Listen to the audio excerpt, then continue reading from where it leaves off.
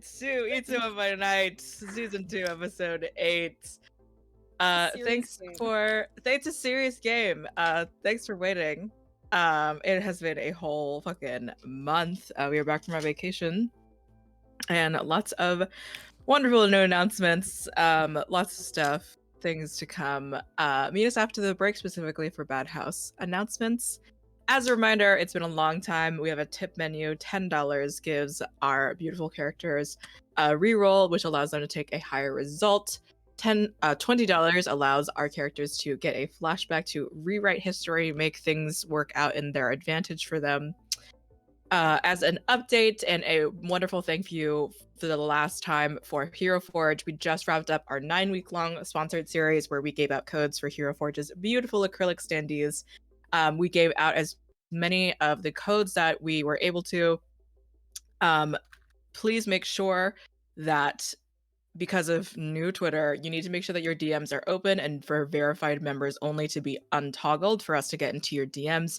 If you are Twitter winners, you can find all of our updates and winners, all of those lists and things on the Bad House Twitter.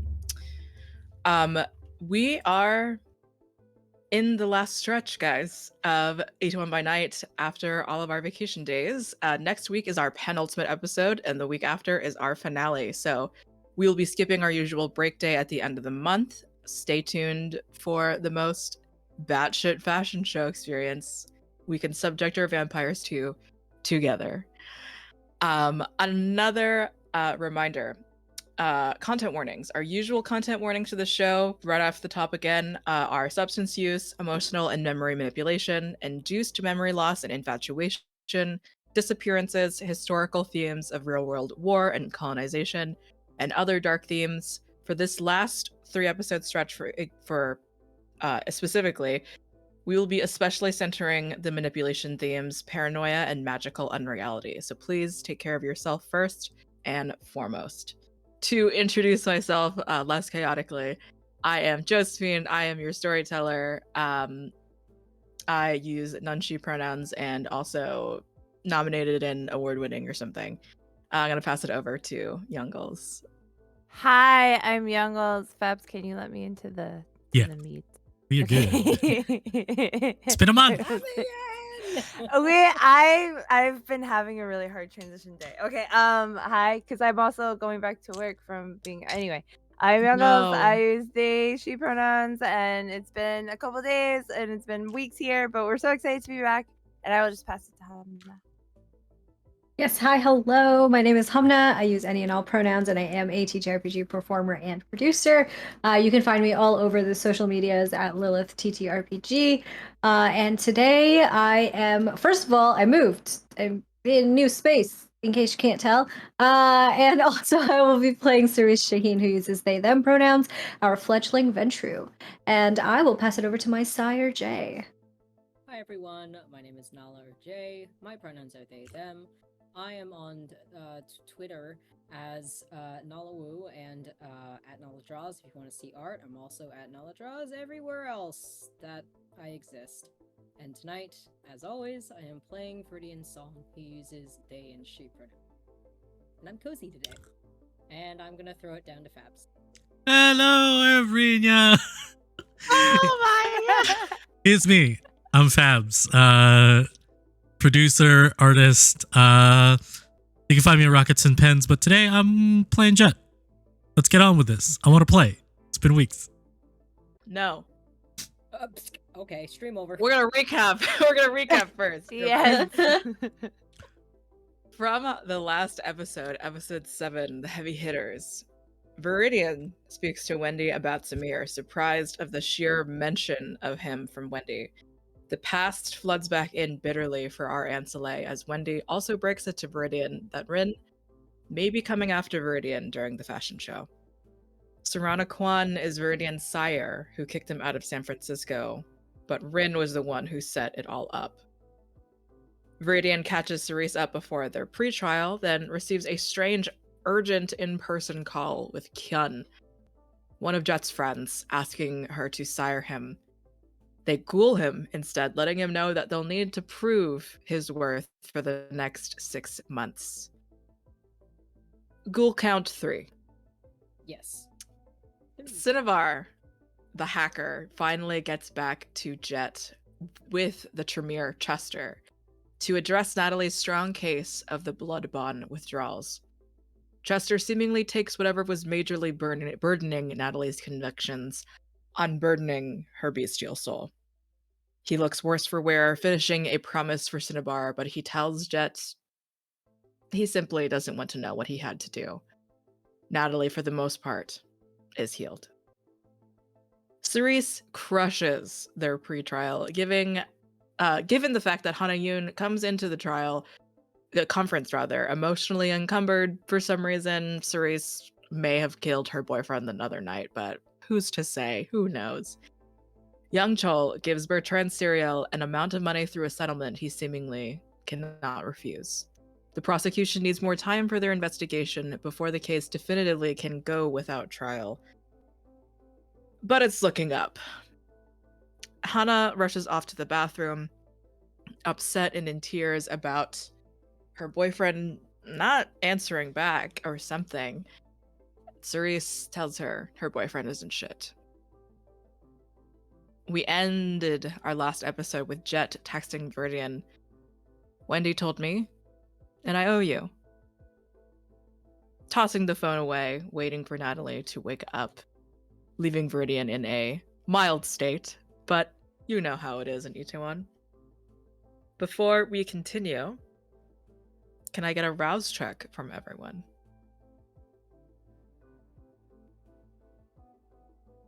Alright, I got new dice since last time. Let's see how they do. Got a 10. Oh. Wait, is my hunger correct? Is it really 4? No. No, you it should be fed. lower. We fixed it. Yeah. We fixed it. It should be lower. Right? I thought we did. I think you were down to 2 because you at least drank 2 juice boxes Right. to fix it the previous time. And I can't remember what happened last episode. And then we hung out. Yeah. I failed. I'm at hunger 1. I also That's failed. good news. I mean, you know, I just killed the man, maybe.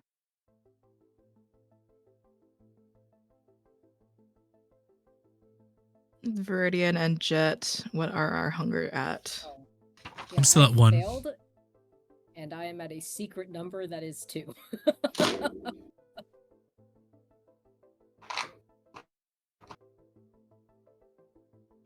Make sure to have all your pens and shit on hand, guys. Hang on.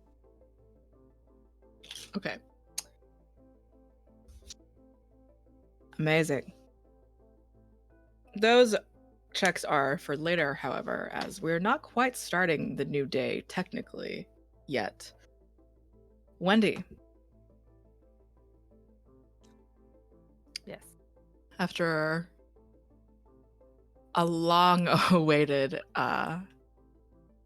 opportunity between me to you, throughout your dream, as you, in whatever way vampires float from in between the different sleep states, the different sleep sequences, there's something maybe you've experienced before, but rarely. It's been a long time. This warm, tingling, tickling in the back of your mind, just through the eyes, and then almost sitting just behind your eyes, like the sensation of lights staining, stinging. I would like you to give me a roll very quickly. Let me say something.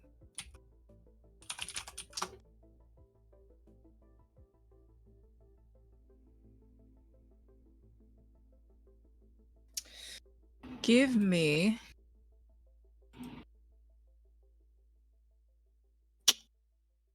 a wits awareness, and if you have any occult, go ahead and add that too. Okay.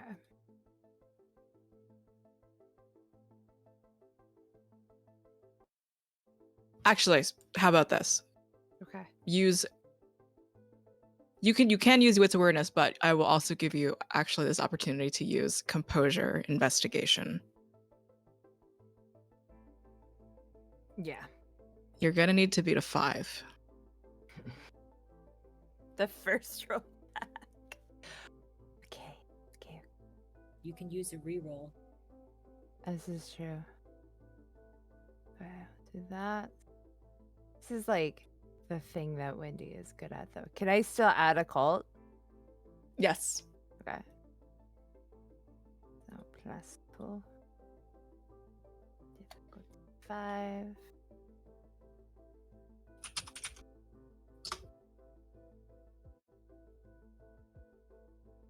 That's 6 successes. Yes.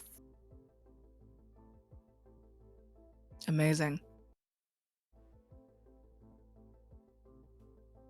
This is not just a dream. This is going to be a vision. This is, once again, something that hasn't happened too many times before.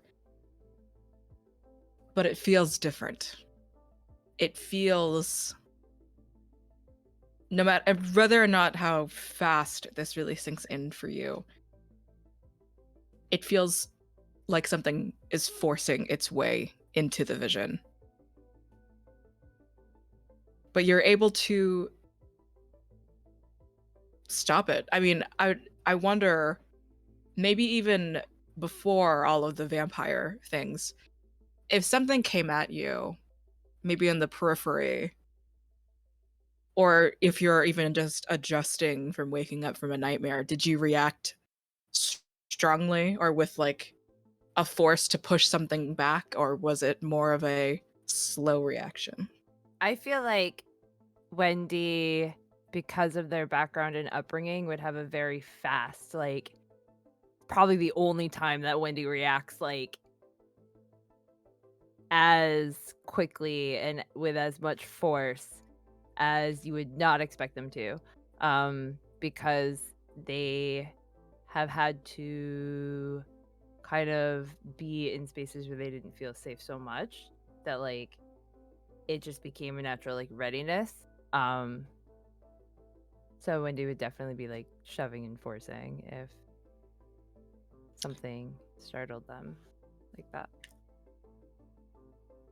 Given that reaction, almost as if walking into what seems to be an entirely white, lit up room, nothing around you, as if some clean slate, an animator's space, just walking into a room, and then by a split chance, looking to the side, finally looking behind you, and then suddenly this sprawling shadow monster, this gigantic being, shows itself to you. And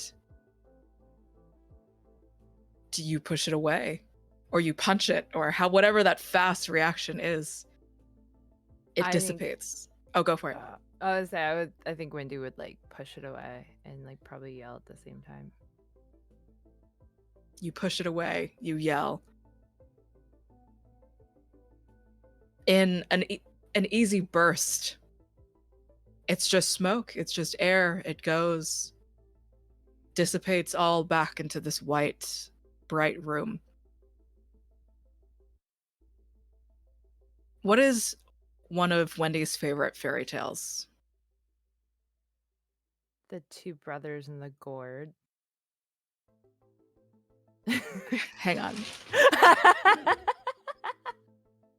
Or the gourds, I should say.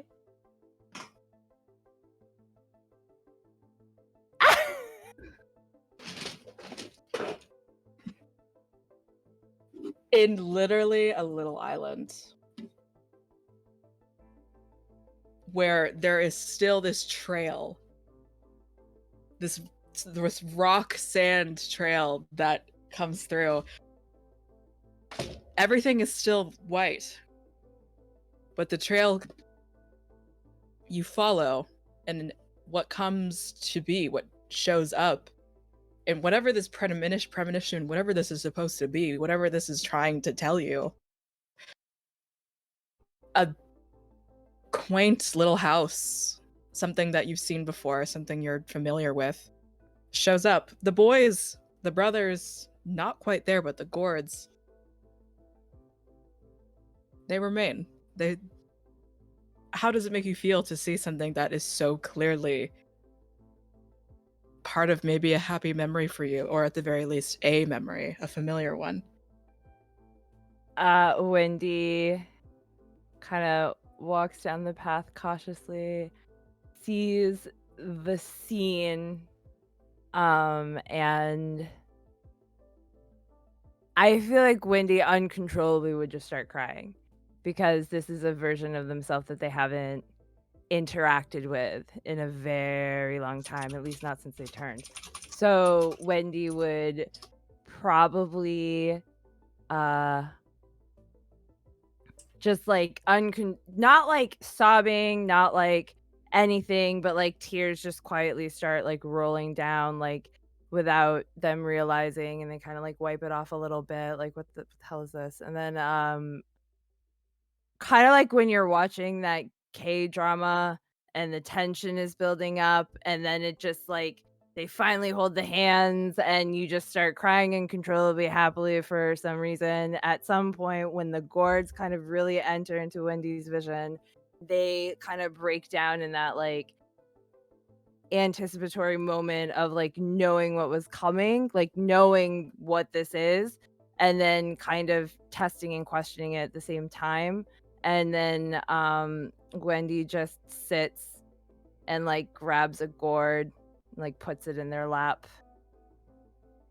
and just kind of is like looking around like what is happening as their tears are falling down their face at the same time.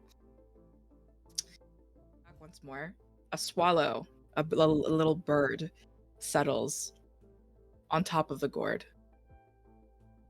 This, if I can remember what birds look like, this fur is what I was saying. Feathers? Bright Tail? red Plume. Plume. It's beautiful, soft looking, white breasted sort of area. Cocks its head at you.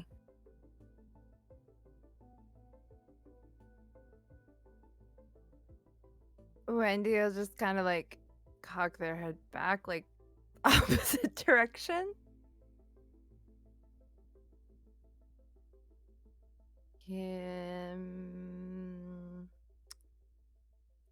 Do I know you, bird? A very abstract question from me to you, Jen.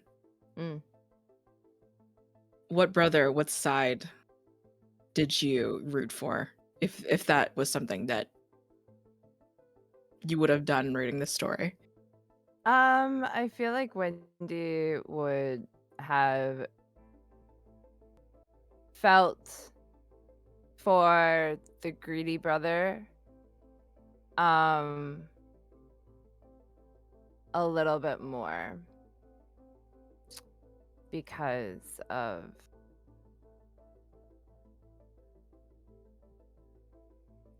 the way that they have experienced the world. Got it. In particular, just that wanting things, wanting more, wanting, yeah. Like he just wanted what his brother had. So he just wanted to plant the same gourd seed and get the same thing, and he got Togepi instead. And that wasn't really nice. So I think Wendy always felt like kind of like what's wrong with wanting what others have, as long as you're not doing any harm. Absolutely. The voice that comes out of this bird's body in that case, you're not supposed to know who I am. Just like this rugged, strange voice coming out of this tiny bird. Wendy chokes on their own snot that is starting to dribble out of their nose at the sound. Is your crying, is it blood or is it tears? It's in your dream. It could be whatever. In their dream, it's probably blood. Okay.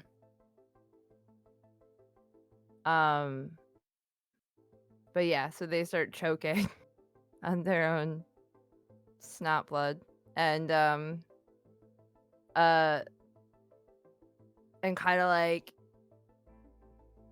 what am I wearing? Pajamas? What am I wearing? What are you wearing? It can be whatever you were wearing. I feel like Wendy's like wearing like their super snuggy like hoodie, comfy, and just like wiping the snot blood onto the sleeves, like trying to compose themselves. Okay. Well, I apologize for my appearance right now, but okay, so I'm not supposed to know who you are. That's what I can work with that. Why am I here? What is this? You're the one who thought of this. Well, then why am I supposed to be here? And Ouija just like slunks down, looks at the bird, looks at the gourd, looks at the house, and it's like, okay, well, if I don't know who you are, but I summoned you here, or I'm not supposed to, where do you have somewhere to be? Is there, do you have a mission? Do I have a quest? The thing that I understand, okay?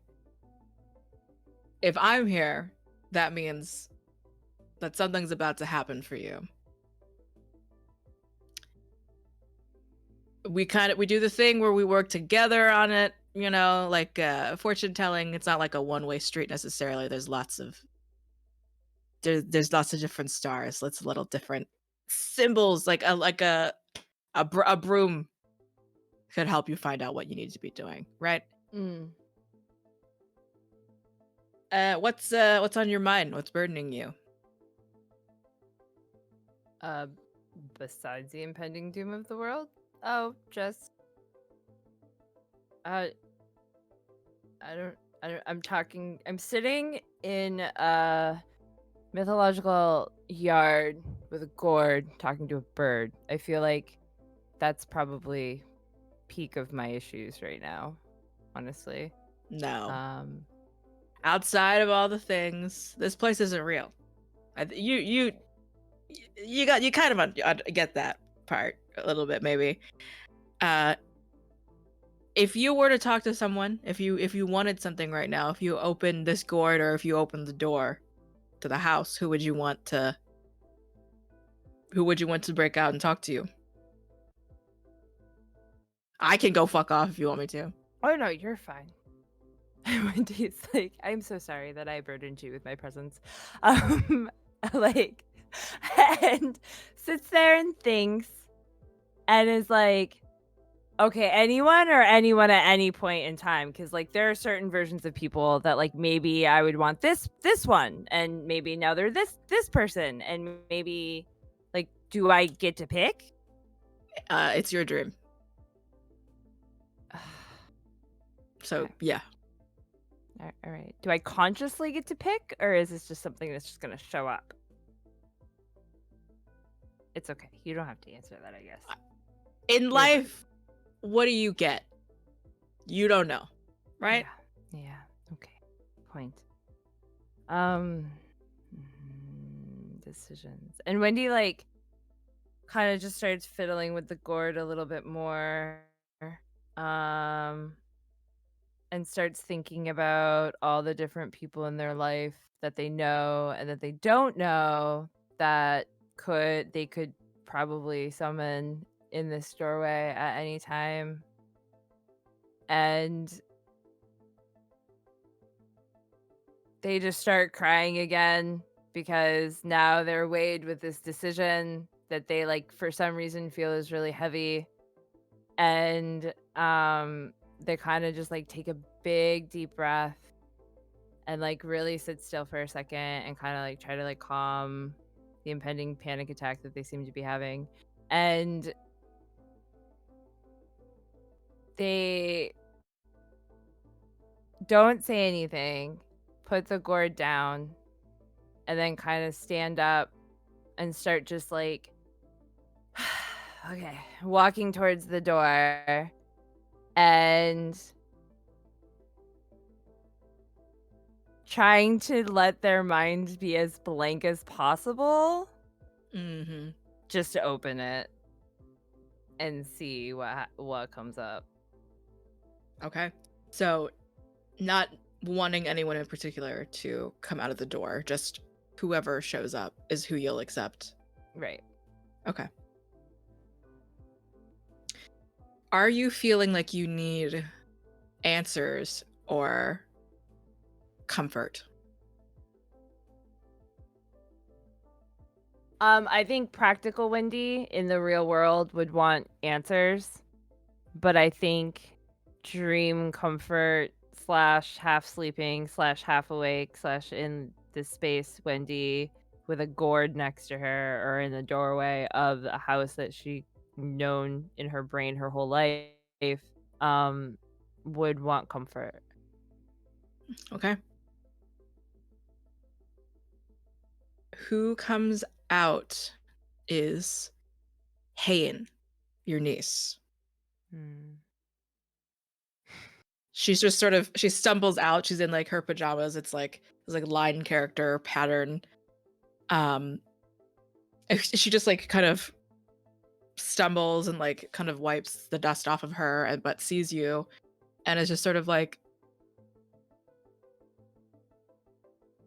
where's this place? Are you okay? And like sort of comes over to you, not saying anything about the blood tears. Just sort of like doesn't seem to bother her. She like just sort of wipes them away with like her pajama sleeve as if they were.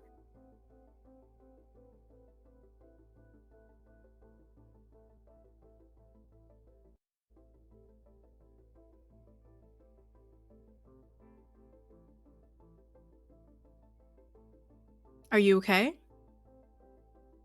Wendy can't hold, like just completely breaks down and is just like starts crying, points at the gourd, is like just like and just like is like verbally non-cohesively just letting it all out because Hayen's like the closest thing to a friend that Wendy has on that side of the realm, outside of the coterie, and is just kind of in this moment really searching for their own humanity in a certain way.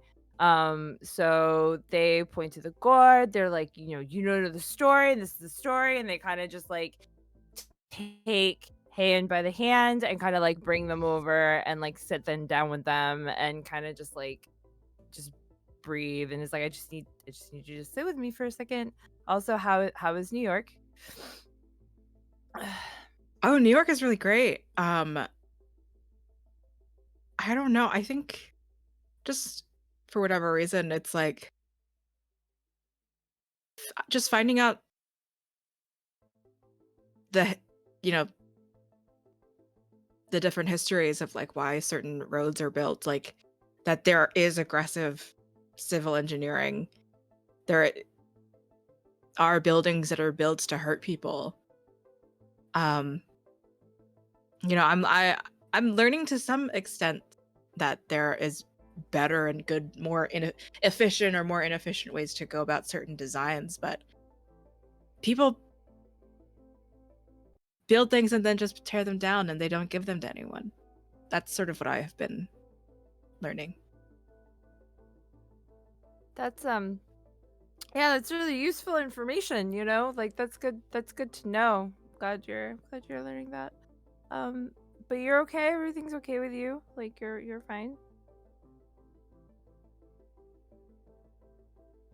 Yeah, my mom called about you one day. She did what? She was asking how you were, and I was just like, oh, you know, she's an incredible. You're a journalist or something. Just like I just sort of said, you know, you're writing. You talk to really cool, incredible people. And I don't know, she told me about this story from like family line, bloodline, clan stuff years and years ago, before that, like there was apparently someone in our family that had like a similar like temperament from you, like the same like eye shape. I don't know. It was really cool to just sort of see like maybe you've just been my like angel my whole life or something.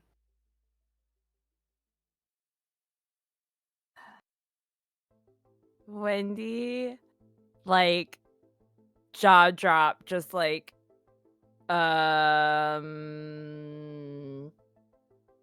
yeah, angels exist. They do. Vampires don't, but angels definitely do. Yeah, no, maybe. You know how, but you know, I mean, reincarnation could be a thing too, right? Like maybe I'm reincarnated of somebody that is completely not me in any way. Do you know the story of Ihwa? Or like Korean Cinderella, that story? Mm-hmm. There, you know, there was this girl who she wanted to go to this festival. There, you know, the same setup, that sort of thing, but instead of like having to like sort the seeds out or like whatever it was supposed to be, like a frog sort of patches itself to this like stone water jug that she's supposed to bring back to the home. And then rather than like a fairy godmother, that sort of thing, it was an angel that like came and like gave her these beautiful clothes. And it's so interesting. It makes me think about angels are always associated with like their clothes, like that one weird story with the hunter. It's very like Selkie kind of. That's true. It's been making me think. I wonder if rather than the angels like having different clothes, it is literally their different forms and phases of life that they're in. And I don't know. After my mom and I, we spoke. We had a whole session just like bonding over you. And you mean a lot to me. You mean a lot to us, Wendy. And Wendy, like, stops at and is trying in their mind so hard to just like stop time right now, just to see if it would work and keep this moment, and at the same time wonder if Heian even knows that we're having this conversation. But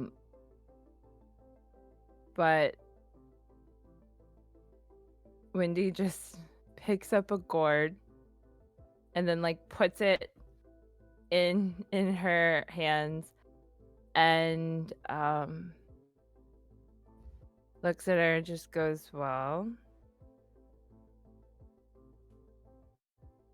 I guess the greedy brother eventually got what he wanted after all. Because family.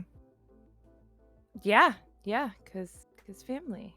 And then just like kind of composing themselves and starts just like asking Wendy more questions or Heian more questions about like their school, and kind of starts getting really focused in on this moment and not so much like where the bird is or what's happening outside of that.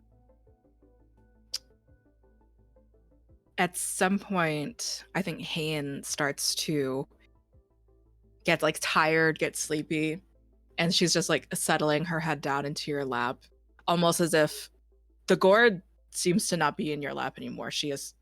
Her head in your lap seems to be have taken that space, that place for you.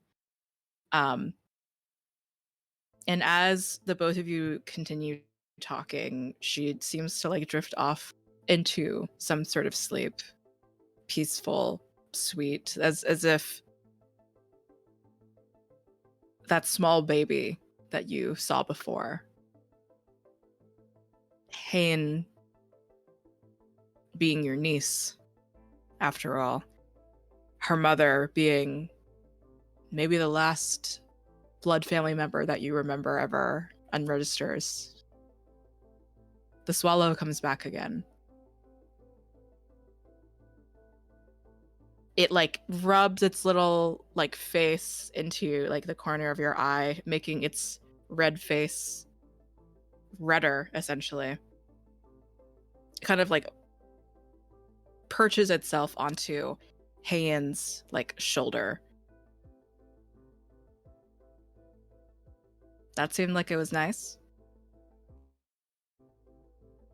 It was. What do I call you?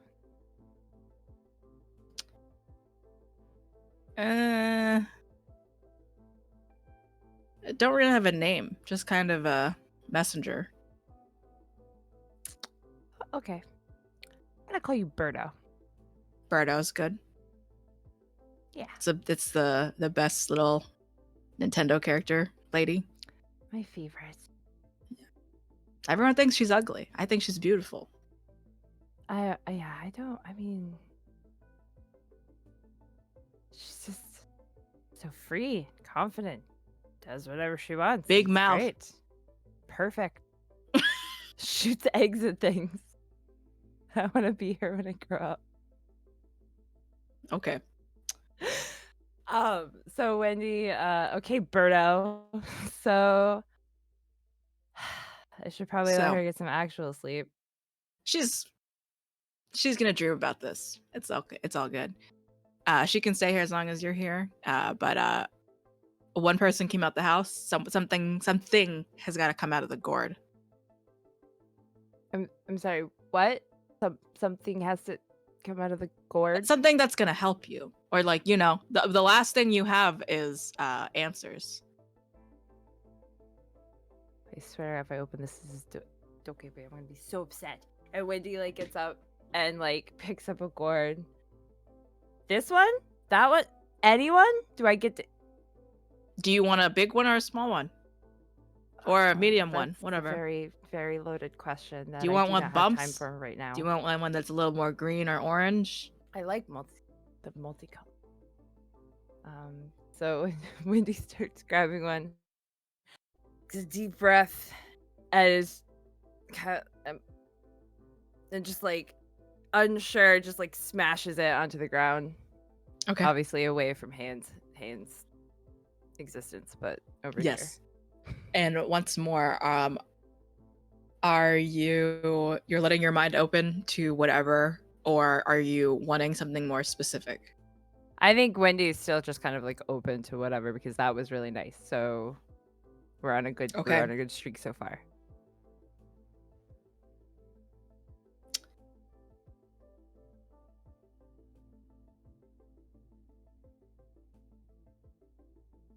Something not familiar to you necessarily. You had never seen it in its full, like, its actual form, but you remember the feeling. Kangmin's heart. It's not what comes out of the gourd. Okay. But the feeling of that. It is this strange root vegetable. It looks like a beet, but there is an inherently undead sort of nature to it. It is a bloodroot.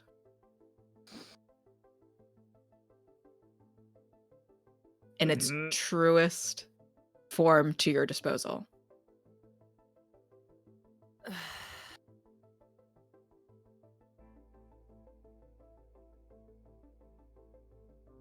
Wendy just like shakes their head, thinking about that day in the morgue.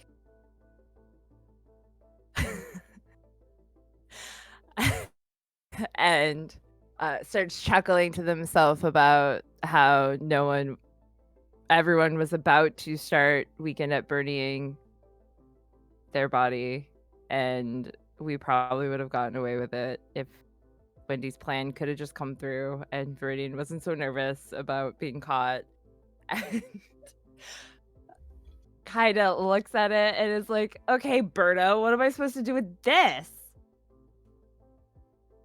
Obviously, don't eat it. Don't eat it. Yeah, don't do that. But you can, like with all food that you can share, you can make somebody else eat it. There's lots of fairy tales and stories about things looking innocuous, and you give it to somebody, and they die or something. Yeah. So use it.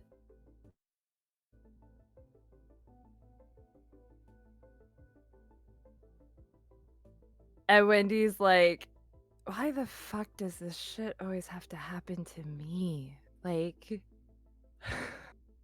okay, fine. Great. Now I have a blood fruit. Awesome. And Wendy just like puts it in some secret like pocket that they just have in their hoodie thing, and it's like, okay, that was nice.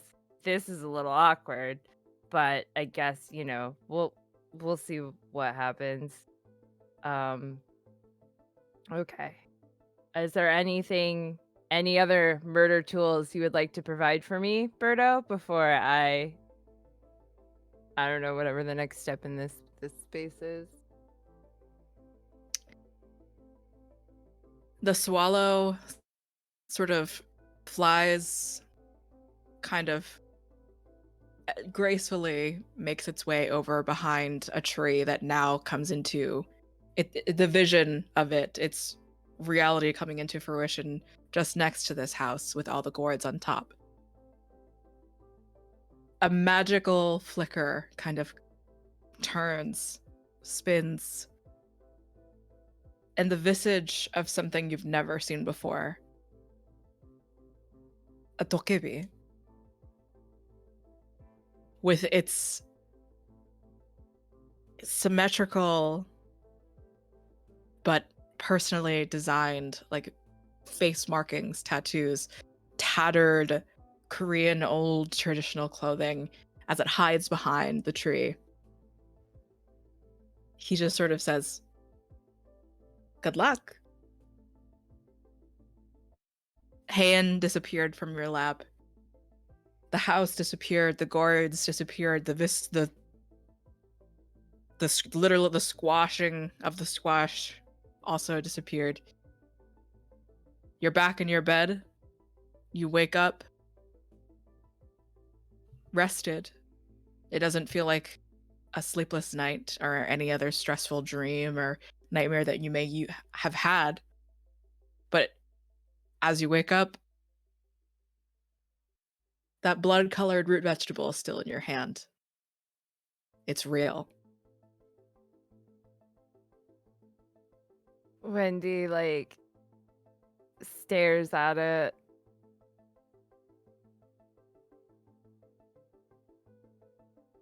And is also very upset that she specifically asked for no tokebi. But then no one showed up in her tree.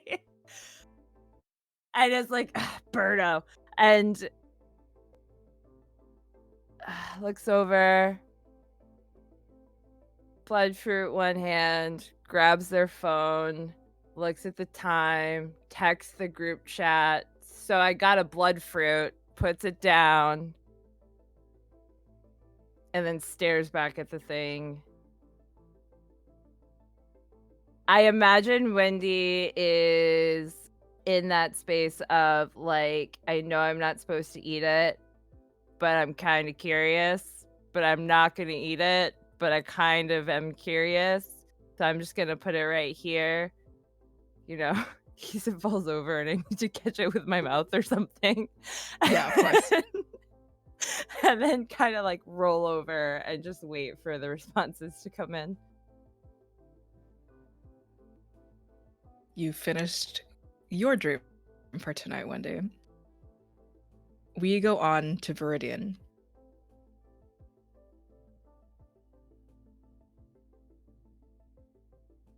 Viridian, you wake up, rather stir in this similar brightly lit white room, this space. But in the distance, somewhere muffled, is the sound of your office's phone just ringing, but you can't see it. Viridian stands and then turns around as if to acknowledge that she was seated in the first place and walks towards the sound, just kind of looking around in the whiteness, the nothingness of this environment. Of all the places that you've been before, where would you like yourself to be walking through?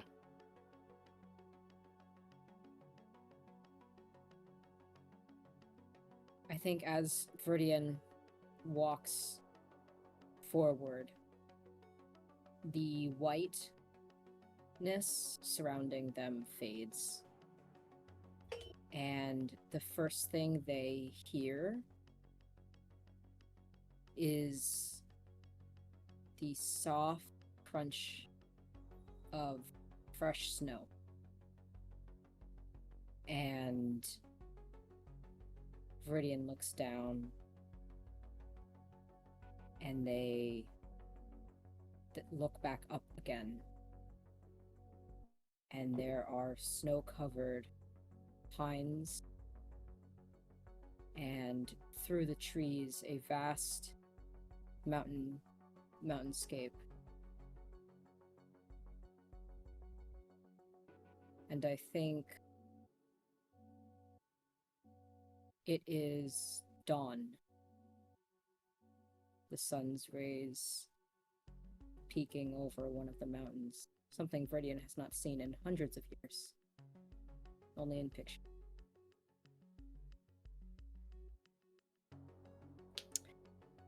The phone is still ringing somehow in the mountains. I'm gonna keep walking to it. You keep walking towards it. Maybe wishing Cal was at this somehow in this space, being able to take the call. Yeah. I think at first Viridian was just expecting for it to stop because Cal normally would pick up the phone. And in that moment is when the environment shifted. And the phone's still ringing, so I think Viridian, with a little bit more haste now, starts walking more briskly towards it through all of these trees.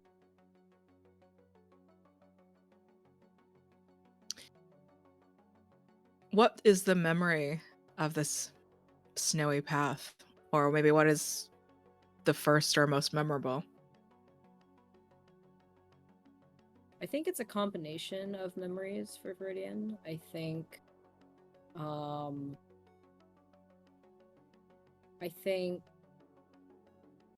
before Viridian ever was turned, their family was a working class family. I don't think they traveled much. But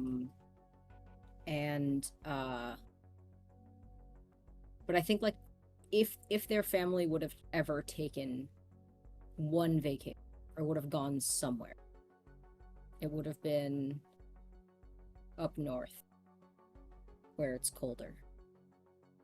I don't think Viridian actually remembers this fully, but I think the memory is embedded in their subconscious. I also think there is a photograph hanging in Viridian's office building, not in their office, but in the building on the walls of like a ski resort kind of esque picture of, you know, snow-capped mountains, pine trees, and Viridian sees it every day they go to work.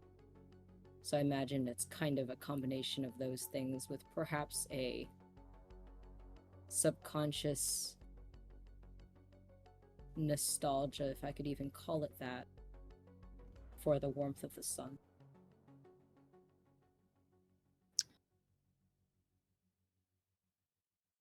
A phone,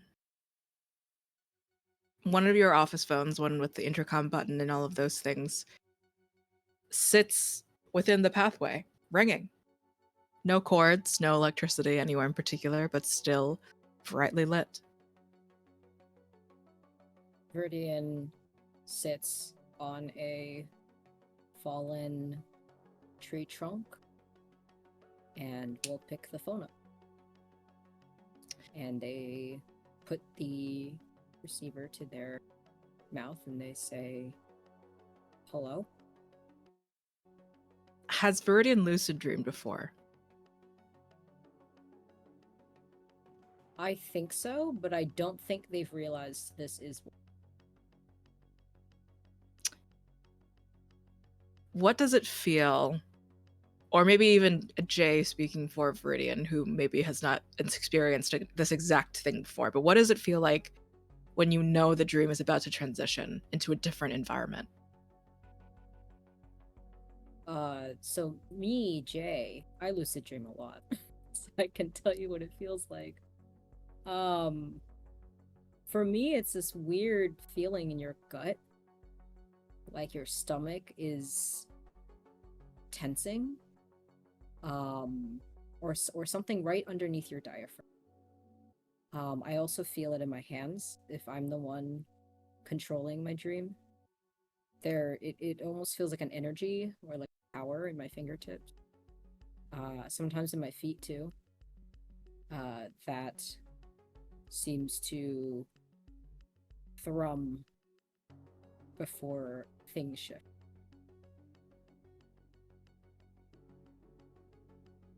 And once again, whether or not Viridian is familiar with this feeling through this strange thrum, through whatever physical feeling comes through with the lack of blood in your body, you raise the receiver to your ear. And with just that action, almost as if that exchange of static, you're on a ski slope now. It's cold. Not necessarily something to bother you too much, but it is familiar. That's a sting. The feeling of like icy wind cutting across your cheeks. But you're still put together. You're wearing whatever suit or sleepwear that you decided to put on. You're finding that if you wanted to change the way that the clothes that you were wearing, you could. Like if Viridian had thought of their nails to be one color versus the next, if you turned your head, they would be there. They would change. Or if you had longer hair before, you're finding those small things you're able to change. But someone sitting next to you on the ski slope, someone who also seems to be where maybe you're holding it in your right hand, the other person is holding it in their left hand. And as you say, "Who is this?" the world changes. The person on the phone, as well as the person sitting next to you, providing this double feedback, says, "Viridian?" And sitting next to you on this ski slope, holding a phone, sitting next to you, is Debbie.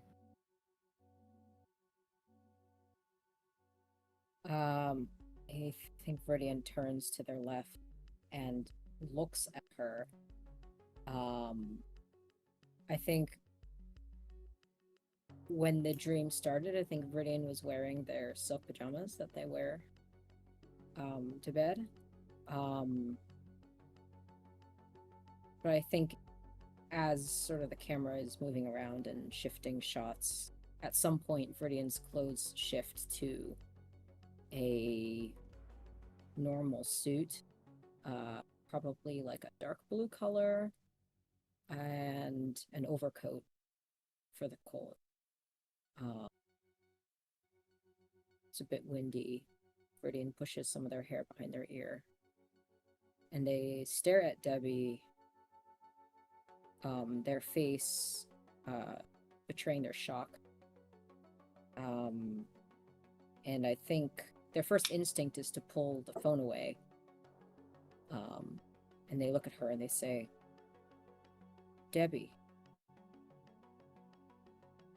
As you even for a second pull the phone away, she starts to disappear.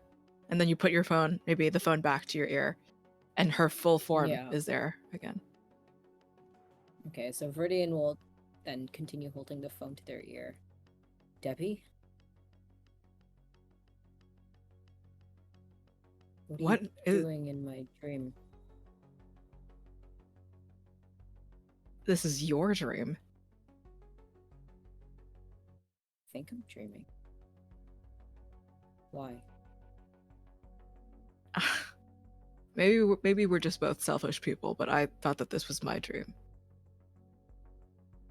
Why do you dream of the ski slope? Why did you dream that I'm calling you? Viridian scoffed. I've been texting you, leaving you message after message. Never responded. You bitch. Where have you been? And I have been... Maybe I've been dreaming about eventually calling you, or what that might be like. Maybe they have been nightmares mostly, because they never end up the way that I want them to. But that's not how phone calls work. Viridian's face looks extremely skeptical at the moment, and it appears that they're thinking, and they're staring straight ahead, and then their gaze like whips back to Debbie, and they say,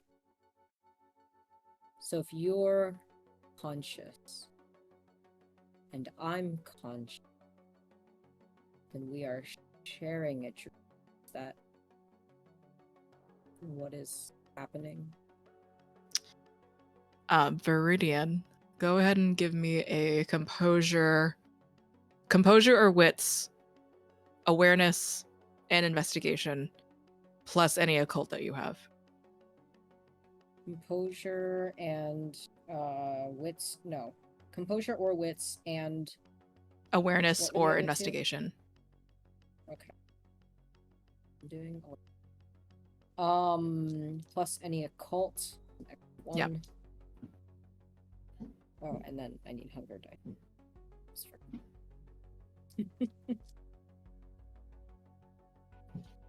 Wow.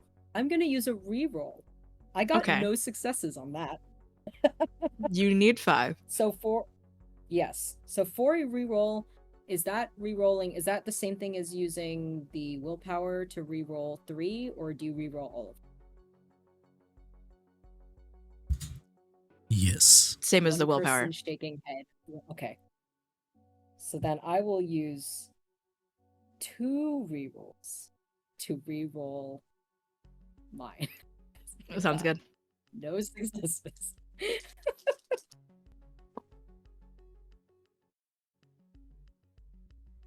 Okay. That was better. Still not enough. Oh, I can't see. Okay, one of my hunger dice was a success. Still missing 1, so I will use 1 more reroll. How many dice are you rolling altogether? It was 8 dice total. Damn.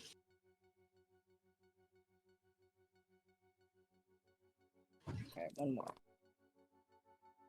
Okay, now I got 5. Use 3 of my rerolls. Is that all of them? No, I have one more. One more. Okay. Oh my god. And your last question, that was we're both conscious, but like how, Yeah. like essentially you were like, how do we know? If Viridian is saying like, okay, so if you're conscious and I'm conscious, then that means we're sharing a dream. Is that correct? Debbie still seems in disbelief, but for you, Viridian, something somehow, however it's made itself clear to you, something is making this dream happen. Someone is pulling this vision together, forcing you and Debbie's minds through dreams, through something. There is an external force to this, but Debbie doesn't seem to have noticed. Cool. Great. Love. We all know Viridian loves being watched. I think Viridian will scooch a little closer to Debbie. And she reaches out and just gently touches Debbie's shoulder with her hand. And Viridian's head tilts slightly, and they say, if you're real and you're really here, tell me something I've told you that I've never told anyone else.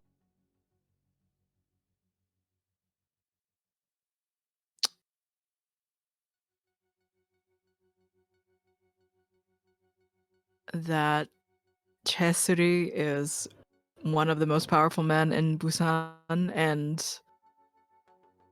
you also have a musician pet that sometimes comes around every now and then named Xiao. There's Calliope, there's Cerise.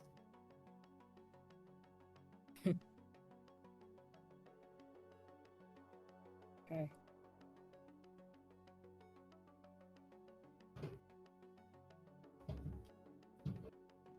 I think Viridian feels a certain warmth peripherally around them as each of her partners is named. And I think that warmth fades for a moment by the cold breeze whipping around 2 of them.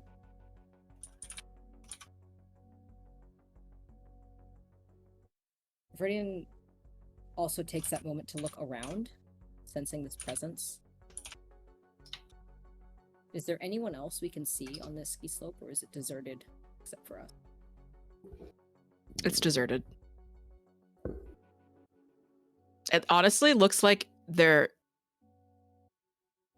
It doesn't. It's not that you. It does. That's not that it feels high up, but it almost seems like that just visually, optically, because it's just only y'all's carriage or cart, whatever the slope thing is, going down, and there is no other slopes, and there's nothing underneath you. It doesn't feel like you can almost imagine maybe like the memory of these things could still exist, but they're just not in front of you right now. Mm-hmm. Viridian is going to reach down and touch the log they're sitting on. And they are going to try to change the environment just to see if that. Are you wanting to bring Debbie with you? Yeah. Okay. Sort of like if Viridian had full control, this scene would fade and they'd be sitting on a bench in a park or something.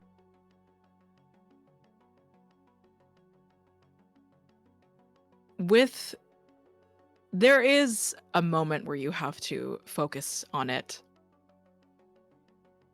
but it's not easily enough, but with enough of your thought, with enough meditation, Debbie just sort of looking at you like, what the fuck are you doing? As you're focusing on this, the both of you still on those phones find yourselves sitting at a park. It seems that unless there's like one in particular, it seems like it's a park near the Hangang.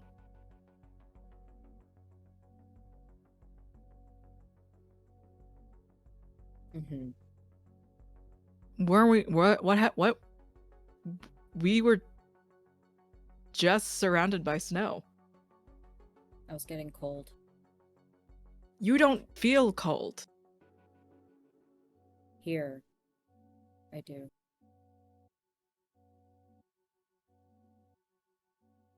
What is happening?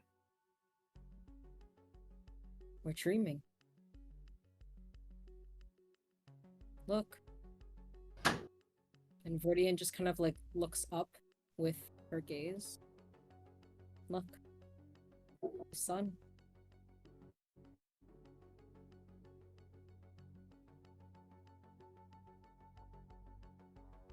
Are we dead?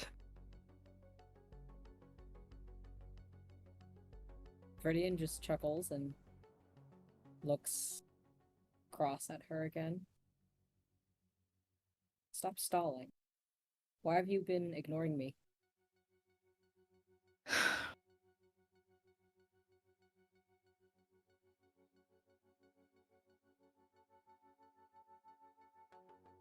Are we speaking as vampires, as business partners, or are we speaking as people who were once human? I think we're speaking as friends. Unless you no longer consider me to be one.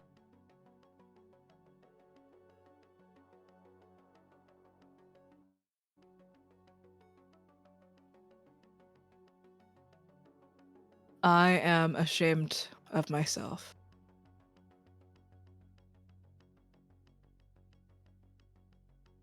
And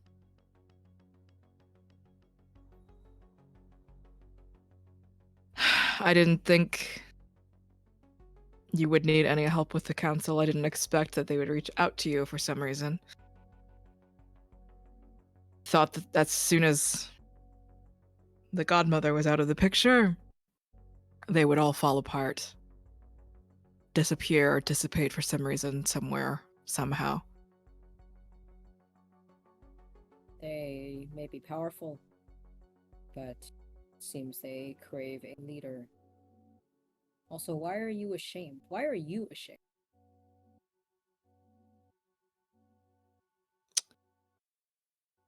Something that never leaves is when someone older than you, an elder rather, fails.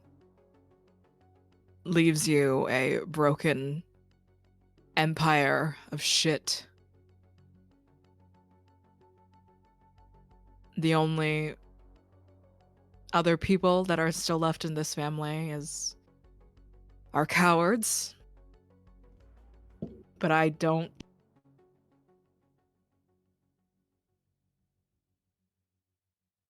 want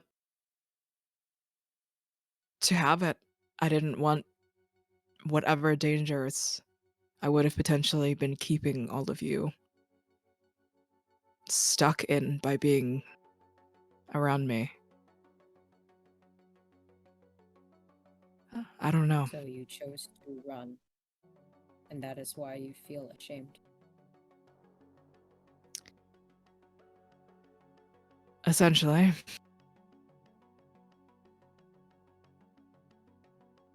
It is very hard to potentially even think about disappointing you, Viridian Song.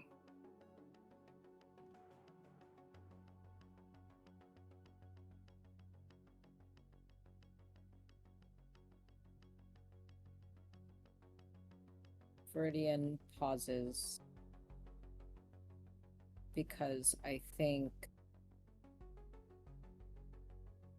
Viridian feels two things in this moment. Firstly, I think they believe that Debbie running away was cowardly. However, on the other hand, Viridian is aware of how much pressure Debbie felt coming from the Min and can empathize with Debbie's instinct to run instead of turn and fight or face her family calling. So Viridian is quiet for a second and then turns and looks to her and offers Debbie, I guess, one of their hands because they're still on the phone. Offers her one hand. And when she reaches out, Viridian takes it.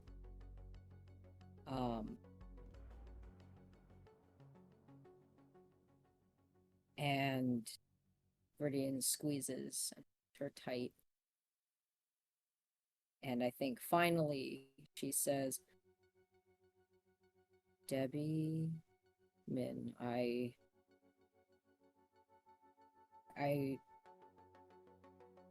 was disappointed that you ran.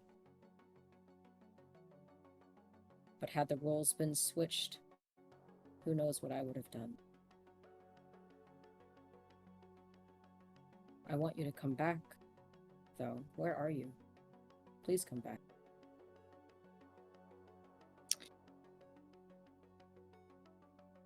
I'm where Ophelia kidnapped me from.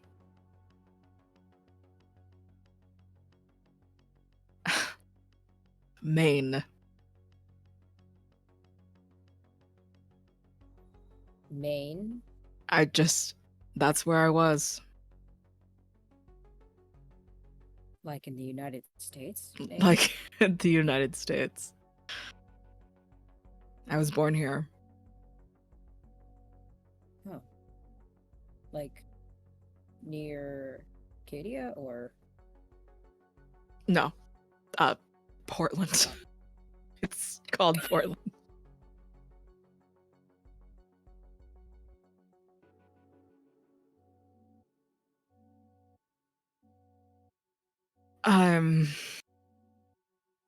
I took a page from David and maybe he was right.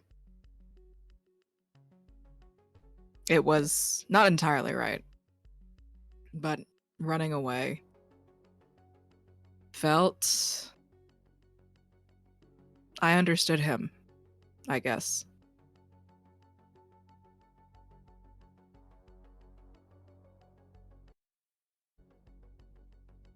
Well, David is a he didn't have half the responsibility that you do. Yet he still ran.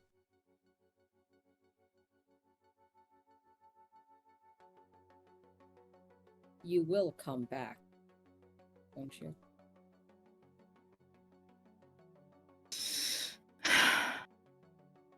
I mean,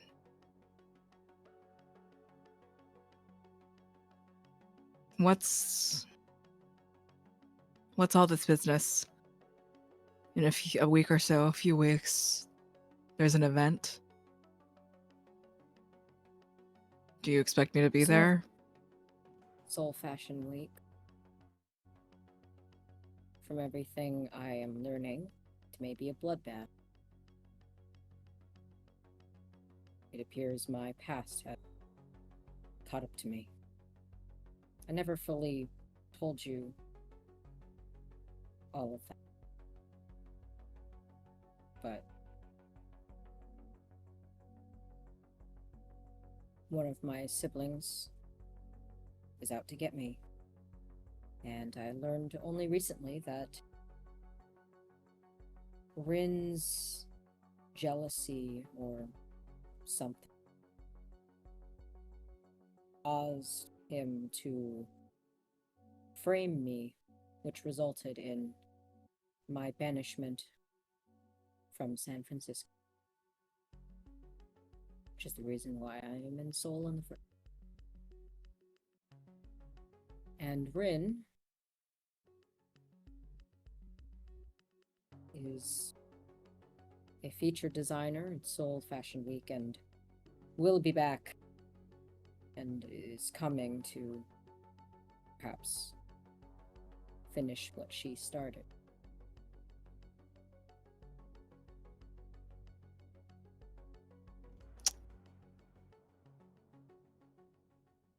Well,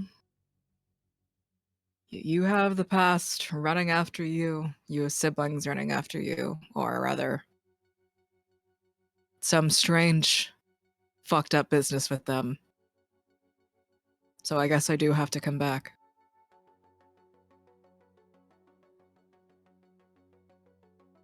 I miss you. Very least, I'd like to have as much fun at Fashion Week as I can before Rin shows up.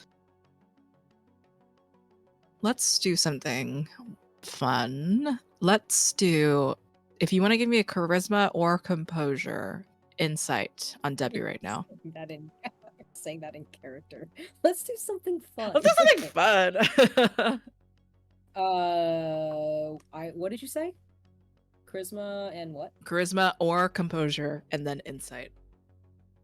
Okay. And insight. I have a specialty in lie detection. Oh, go May for I it. have an extra dice? Okay.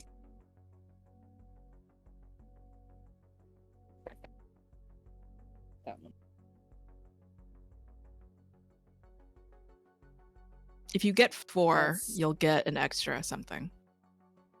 Oh, I got 6. Great.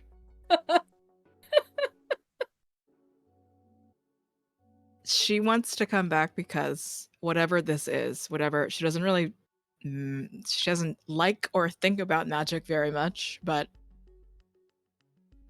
whatever this is, it has given her the boon, a blessing of if this is a dream that we're having, this shared experience, whatever it may be. I don't think she knows if she's confident that this is just a dream that's happening.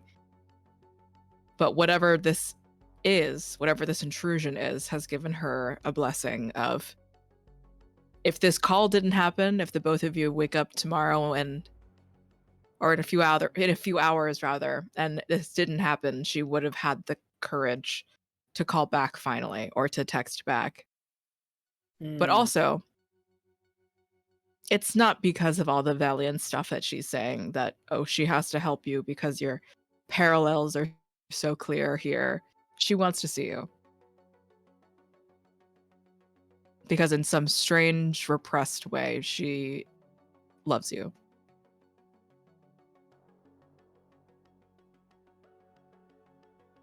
Okay. I think Viridian with the 6 picks up on that, and I think almost as if Debbie had said something without even saying something, I think Viridian reacts to that feeling, and Viridian leans in a little bit. She tilts her head even more, just turns like this to look at Debbie. And I think Viridian just says, "What's this now?" What's what?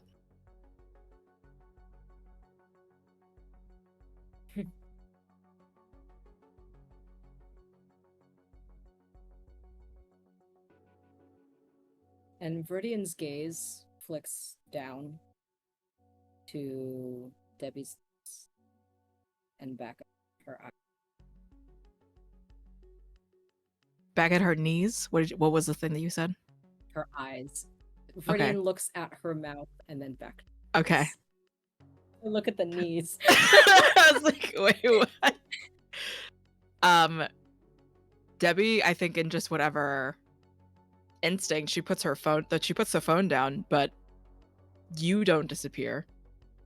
It in whatever sense, whatever way she puts her phone down. If you put your phone down, she doesn't disappear either.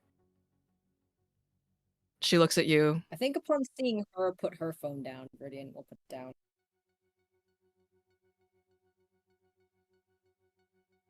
Still confused.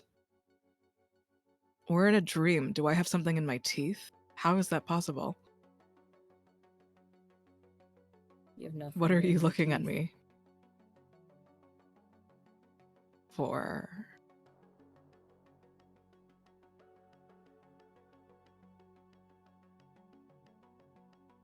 How long? How long have you liked me?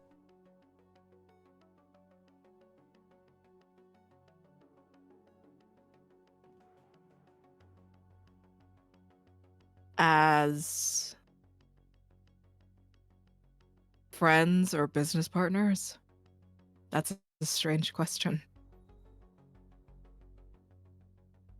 Viridian just kind of half smiles. You know what I'm talking.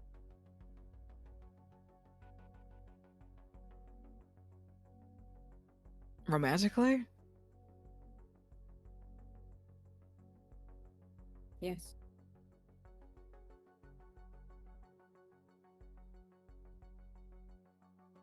I didn't say anything about that.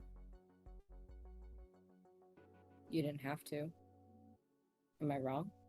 Do you know everything? No. But I am very observant. And you're a bad liar. I just can't lie to you. That is true.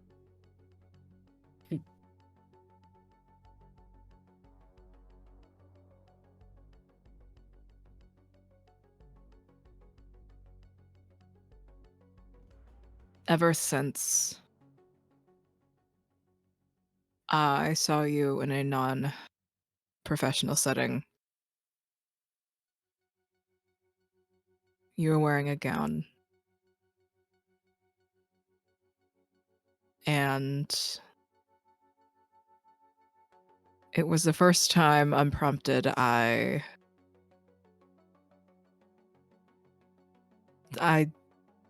the first time I called you a bitch or something. I could not believe that I had broken the social arrangement we had built that entire time, just because I was flustered or something, or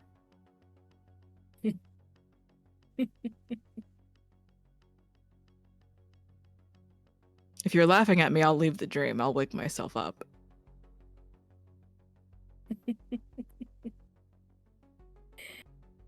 You wouldn't be able to wake up even if you tried.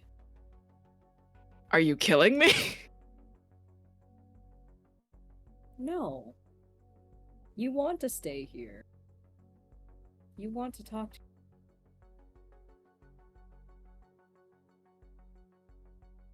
How do you know that?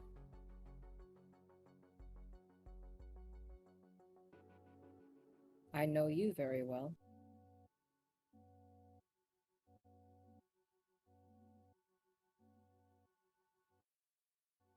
You are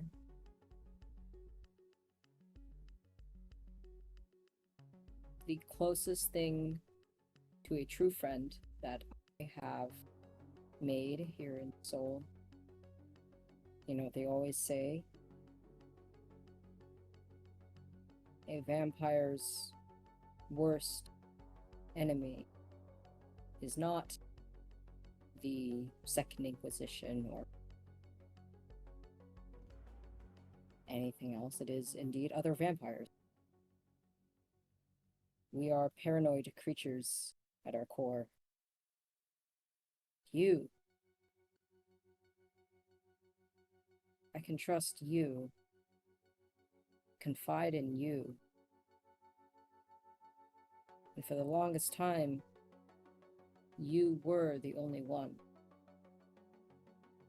for which that was true.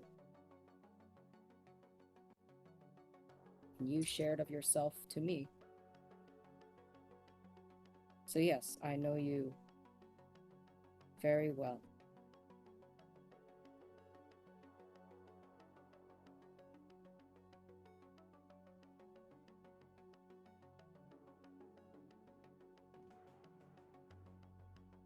Then you know I am a self-punishing coward, just like the rest of us siblings.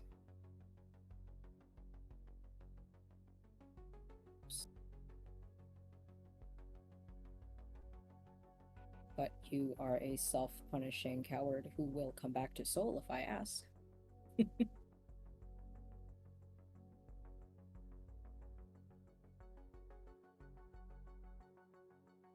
And yes, your godmother did leave you behind a empire of shit, as you called it. However, I am now somehow in charge of this empire of shit, and you know me. I am doing my very best to make it, well, not shit.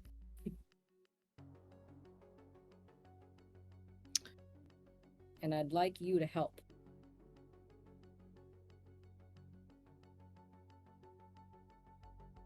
I do miss everyone. Viridian puts their second hand on top of her hand.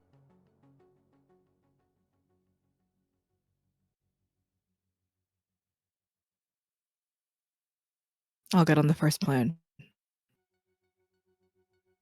Thank you. And Viridian will raise her hand to their lips and they...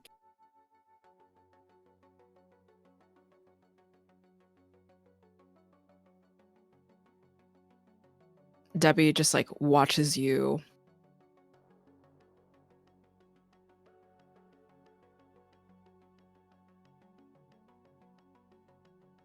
I can't get on the first plane if I don't want to leave the stream.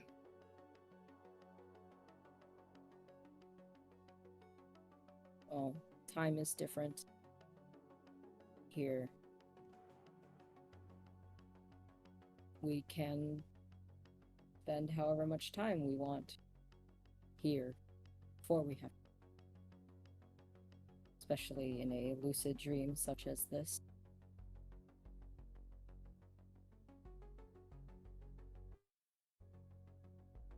Something brought us together today, Debbie. I am not sure what it is.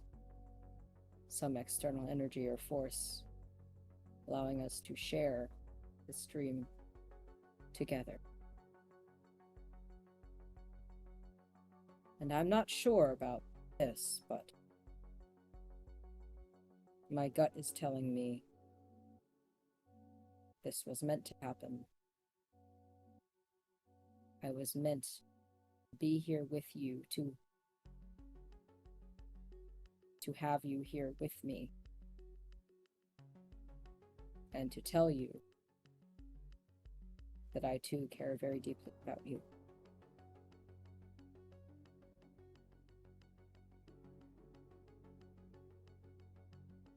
And I think if there are any last things that you and Debbie want to share or say as you share this dream, this time together after so many months. Yeah, I think I like the idea of this scene fading as the two of us get up from this bench and we walk off in the park together. Not fully holding hands, but I like to imagine it's like the last two of our fingers are kind of held together. And we walk down these tree-lined paths together, talking in broad daylight.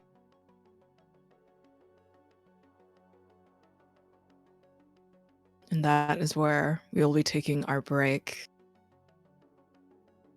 We'll be back in about 10. We'll be back with some announcements, and we'll be back with the other half of our coterie. We will see you very soon.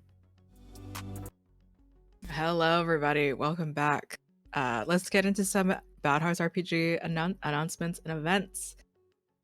This Friday, the renewal of Red Row Episode 3 is going to be up 8 p.m. ET, everything per usual. Episode 1 and 2 VODs are going to be up or /are up on YouTube now, which is a Spire of the City Must Fall story run by a Disaster Queer or Alyssa, our wonderful cast and crew, up on Fridays.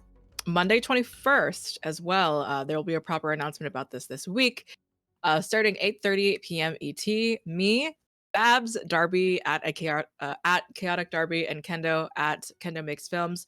We're gonna play Baldur's Gate like once a month on Monday night, and it's gonna be chaotic and crazy. We're gonna play for 1,000 hours. It's gonna be, we're all gonna be insane after it. Save's coming. Save's coming like fuck. And also, yeah, I don't know if y'all heard, but we may have won like 2 awards over at Rainbow Roll Network for our best VTM game and game sound design. And was that the one that I won too? Yes. The me? Yes. Great. I won that too. So Best we have 3 GM. awards.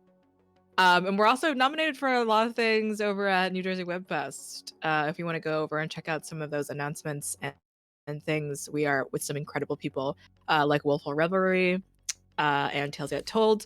All that stuff is on the Bad House Twitter, as well as obviously over at NJ Webfest. So thank you so much to all the nominations and votes and all the love for Itaewon By Night. Let's get back into it.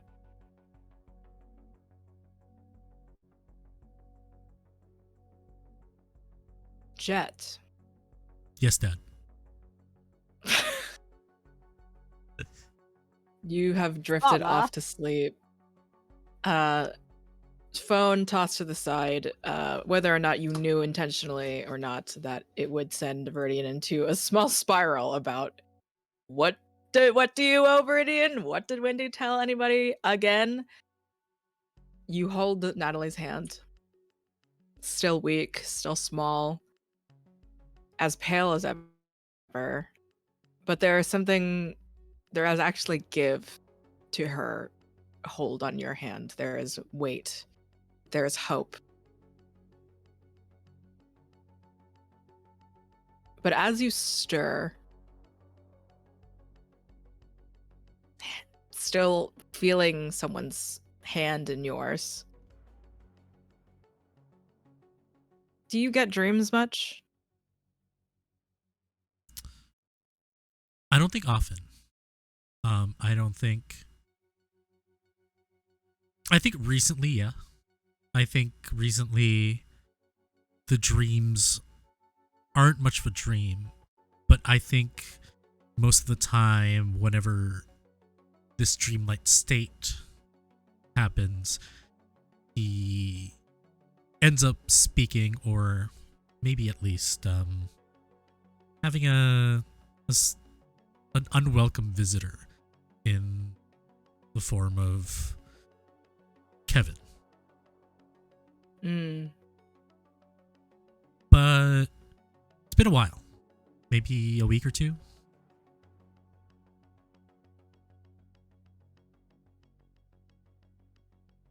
Pivoting very quickly over to Cerise.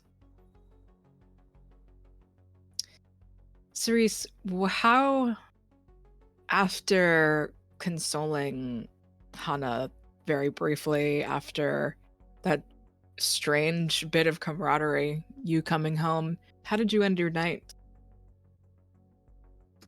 Well, Cerise has been staying with Viridian lately, owing to all of the Ethan stuff that's been going on. So I think Cerise went back to Viridian's place, and honestly, with the way that the night had gone, with the strangeness that was the unexpected encounter in the bathroom, I don't think that Cerise would have wanted to do very much or say very much if Viridian was around. It was a very, I think, short conversation that the two of them had, very short amount of time spent together before Cerise, I think, decided to, uncharacteristically perhaps, turn in early.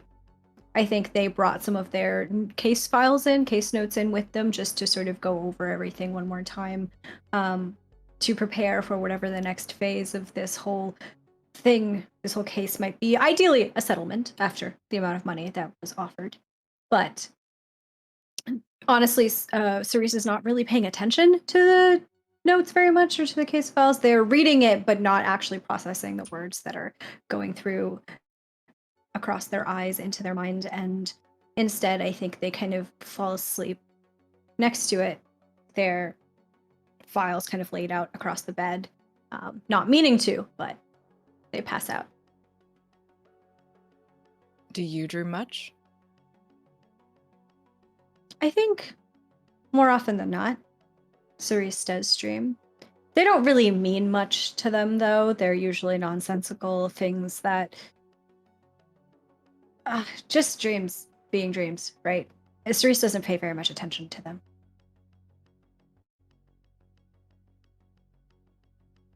Jet and Cerise, the both of you, once more, just like Wendy and Viridian, experience a dream maybe for the first time in this format, in this brightly lit white room. But this time, not necessarily the chance to see if there is a giant, shadowy monster behind you, or you're able to walk through a memory. The both of you wake in a very sudden state, one that feels like either of you separately are where you were before. You're sleeping, Cerise sleeping sort of next to some notes, Jet sleeping Natalie's hand in his. The both of you find yourselves sort of on the ground this time. Jet, your hand with Cerise's in yours. Cerise, you sort of feeling around for paper, for the very confidential information that's around you. But the both of you wake suddenly on the floor of this white room. Jet pulls his hand back. Look. Cerise doesn't move at all. Their hands still laying next to them, I think strewn across these papers in the same position that they had been before, and Cerise just looks curiously at Jet, still lying down, hasn't gotten up. Jet, reeling from the memory of the last time that he and Cerise had met during the whole drama with Ethan. Jet still has that visceral reaction. Jet just like and just turns around. What are you doing here? Where is here? Honestly, I don't know. Is Are this you a okay? dream? Are you real? I don't know. What's going on? You notice. Oh, sorry. And I think Cerise goes to pinch themselves to check if they can feel anything, to see if anything happens, to check if they are real. Jet, the first thing you will notice is that there's no nausea when seeing Cerise. It's almost as if there is nothing in particular seeing them. And Cerise, when you pinch yourself, do you expect yourself to feel it as if you were human, or that dull sort of sensation as if you were dead? The latter. You feel it.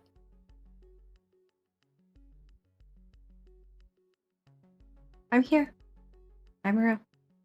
Are you? I think so, yeah. Jet looks around and it's just completely white. Yep. Okay. This is weird. It's the last thing that you remember. Cerise's hand, I think, moves across the notes that they're laying next to. I was in Viridian's bed. Where were you? Beside Natalie. You just figured things out, and she's probably going to be okay. Cerise's hand curls and they pull it back into themselves. Then Cerise, I think, finally pushes themselves up into like an upright position and takes their first glance around the room, seeing the all white of the environment, nothing around them. Are we supposed to do something here? Honestly, I don't know. It's the last time I've seen another kindred in something like this. They were dead. So unless either of us are, I don't know what this is. Well, unless Viridian's been hiding some very hostile feelings towards me, I really don't think that I am. I don't know. Did do a lot of things as of late. What is that supposed to mean? I think Jet kind of ignores that question and kind of tries to figure out more. Being a little bit more methodic, a little bit more professional.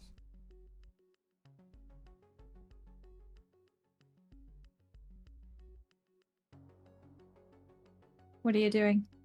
I'm trying to figure out where we are, what this is. Okay, I guess. If you want to act like we don't know each other. And Cerise will get up and stand up, and wherever Jet is kind of like looking around the room, I think Cerise stays a few feet away and kind of looks in like the other side of direction, so trying to cover ground with Jet in this area. It's not like you would be my first choice to be in a situation like this, especially with what happened. Yeah, I get that. I just thought that. I just figured that maybe we could figure things out. You know, after all that we've been through together. If that means anything.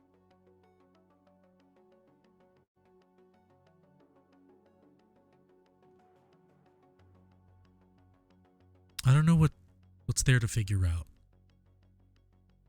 But what I do know, and what I can tell you right now, is that infatuation is quite gone. And Cerise's hand stills midair, as if they were touching an invisible wall in front of them. As they were looking around this environment, trying to find something of import. And they stay still in that position, and a cloud comes over their eyes. And they, I think, glance at you with just their eyes at first. And then they move their head to turn and face you a little bit. I wanted to let you go, and I'm sorry that I didn't. What was it? Calm down. I just want to know why. Just help me understand. I don't have a good answer for you. It's not going to be an answer that you like. It's an answer all the same. And Cerise's hand comes down And they kind of just like shrug, gesture vaguely into the air. What do you want to hear from me? You want the truth? You want... Of course I want the truth. You want to know that I couldn't handle the possibility of you rejecting me? Is that what you want to hear?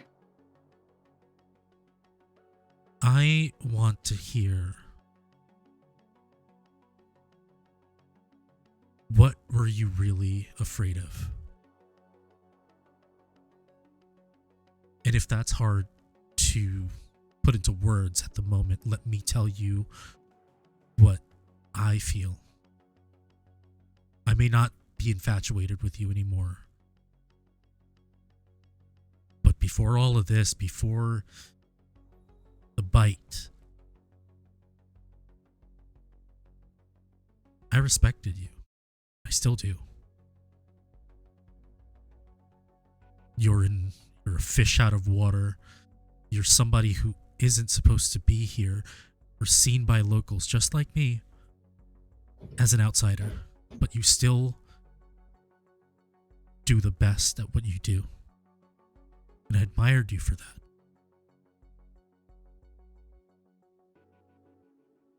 That's why I knew that whatever would have happened,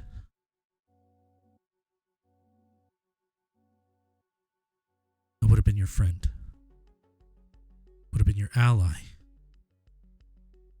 And I think you've noticed already that nobody who I've called family has ever gone unprotected. Or at least not cared for. So,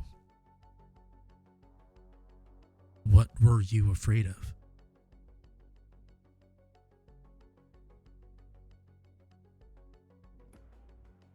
You'll notice that everything that I do is a very carefully crafted story. It's a very carefully crafted veneer. It's my job. Tell a good story. Convince everyone of what I'm saying, of my way, of my perspective. Very good at it.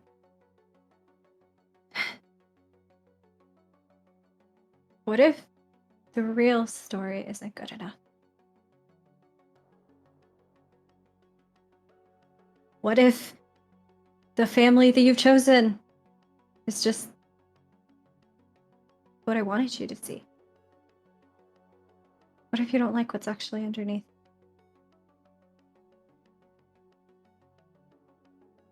That's what I was afraid of. That's what I am afraid of, always. I'm afraid of. So you're afraid that if I see the cracks, that I wouldn't want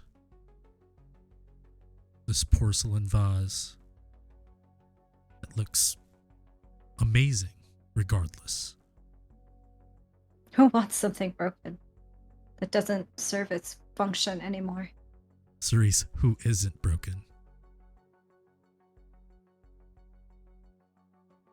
I had and still have daddy issues, but I have more pressing issues right now than hopping on a plane, going to San Francisco, and staking the bastard who made me this way. I always thought you were better than daddy issues. Well, I do surprise sometimes. You're telling me. No, I don't have daddy issues, but I don't necessarily like what I see in myself. I mean, I can't see myself in a mirror anymore, but I mean,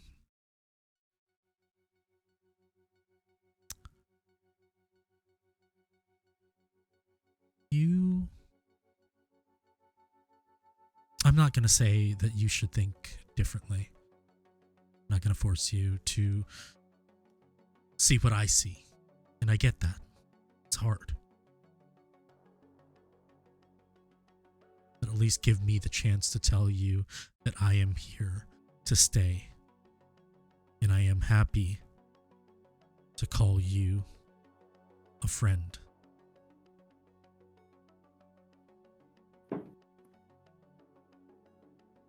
I need the two of you to do something for me. No. I'm going to need stamina or resolve. Okay. Plus, let me see. Plus survival or awareness. Oh, Ooh. this is not good for me. Okay, well, All right. Please try my get best. a 3. A 3. Okay. I'm rolling 3 dice, so like we'll see. I got a 3. Okay. I got 2 successes. I'm going to use one of my rerolls to Sounds reroll good. 2 of my dice. Oh wait, no, 1 of my dice. Sorry. Fuck. Okay, I'm gonna use another weird. Okay, we're doing it again. We're gonna do it again. Sounds I have good. enough. Oh my god. Brute force. Okay, we're gonna do it Brute one last force. time. I'm gonna use my last reroll for this. Nope, the dice did not want it. I You need have everyone to regular know. willpower if you want. You Regular can use willpower. willpower. It's 3. How It's much- 3 times. It's 3 times. I have to just give it to fate at this point. It's fair. I agree. Okay. The both of you feel this white room, this brightly lit room, suddenly, for whatever reason, with how light it made the both of you feel, with how present it was, all of a sudden, almost as if an earthquake happening. The ground underneath you, maybe it's just your knees, maybe just the gravity of the whole place, this dream sequence just begins to shatter, to falter. Cerise, you're finding yourself falling through the floor. Jet, you have some more grab, you have some more hold on this world around you, but Cerise is falling through the ground, through nothing. And Jet, not because he wants to prove anything, but it's just instinct, clicks in. He grabs Cerise, like basically kind of hugging by the waist and tries to pull up. The fuck is going on? That's in game, not whatever that sounds. Yeah, like. yeah, I was like, Whatever that's no. What room did that come from? Was that me? No, it was from upstairs. Oh, Jet, you're gonna give me another. why am I not me? Give you another thing. This time, either strength and stamina, or we'll see. Can I use what do you- athletics? Athletics is fine. Okay. Thank God I put points in those. I believe in you. Oh shit! How many do I need? Only 2. Only 2. I'm gonna take that reroll from Liz. That Okay. they just gave. Okay. We got the 2. Okay. You are able to grab Cerise. That doesn't necessarily mean that you're able to keep yourself from sinking with them. This doesn't feel like a bad thing necessarily to you, Jet. It feels, for whatever reason, it's not like a falling. It's not through quicksand. There's no danger that feels present. To Cerise, it feels like the both of you are sinking through something horrible and something so fast. Hey, look at me. Let go of me. No. Let go. No, of course not. No. It's fine. It's fine. Just look at me. Everything's gonna be fine. I am just taking you down with me. Just let go. No. I told you. This is what I do. It doesn't matter. It doesn't matter. Stop being a fucking martyr, Jet. It's not being a martyr. Just let go. I'm not really seeing the danger in this. It's fine. You look scared. What do you mean you're not seeing do you not? And I think they like bring their hands up and like gesture to what to them feels like a never-ending like hole that they are falling through. And I think like during this whole struggle, and I'm noticing that Cerise is like, just let go of me. The struggle and like the effort of pulling you out stops, and it just becomes a hug. I don't know what this is. And I think it... Oh, go ahead. Finish. I don't know what this is. And I might have been a little bit too harsh. But if this is what I think it is and we wake up, I hope you know, and I hope you remember this. I'm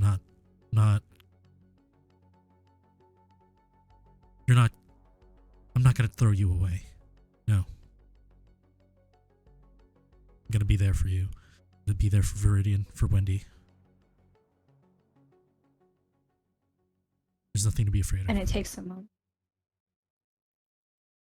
And that's it. Between the two of us making contact, where there's still a moment where Cerise is panicking, feeling the free fall happening between the two of them, and they don't register the hug immediately.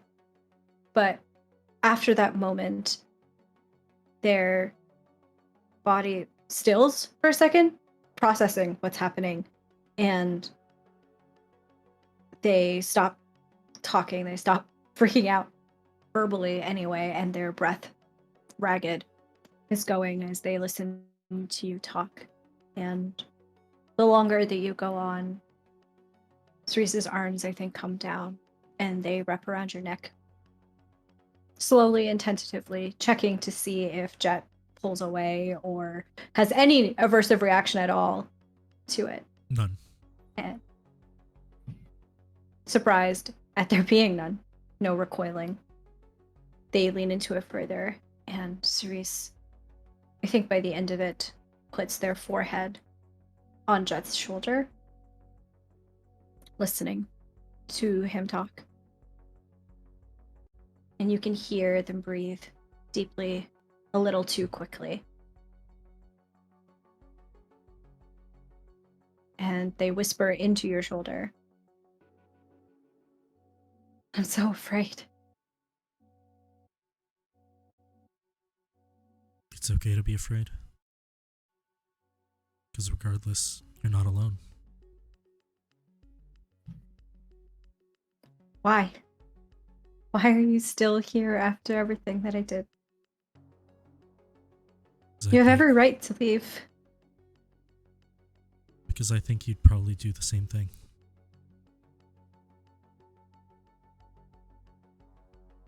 I need another check. The both of you.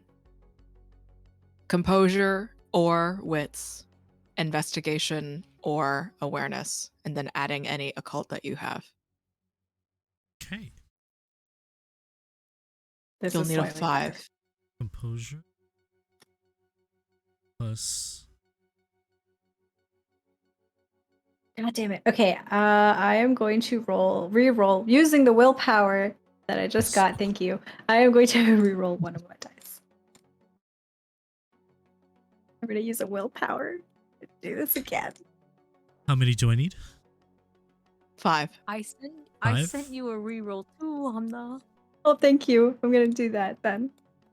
Oh, thank God. Okay, I got 5. I'll spend a willpower instead of one of the rerolls. Okay. And I'll reroll 1 die. So that's the only thing that I need. 5. Okay. The both of you are now in realization. Something put you here. Something put you, the both of you, here together by whatever association. Maybe not one in particular. But this isn't a normal dream. This is something meant to get something from you, to force you into something. You don't know what exactly it is, not anything greater than that. But I need from the both of you, as there is not so much control that the both of you have right now. I'm going to need, if you want this environment to change, if you want to stop falling,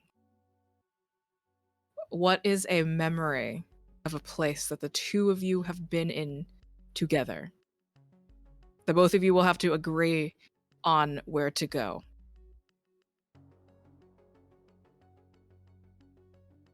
I think it will be the interrogation room that where we first met. Mm-hmm.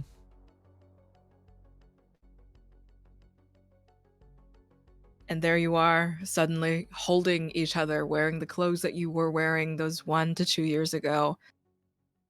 Cerise is a new defense attorney. You, Jet, still a ghoul.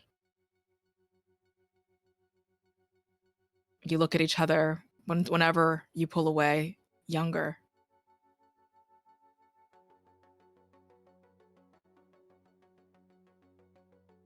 And I think Cerise, after we pull away, kind of on instinct automatically goes to sit down at the table in the exact seat where they sat when the two of us first met. And I think Jet looks around. Doesn't really sit down. And just kind of leans on the table, trying to figure out what things are. Like what's going on.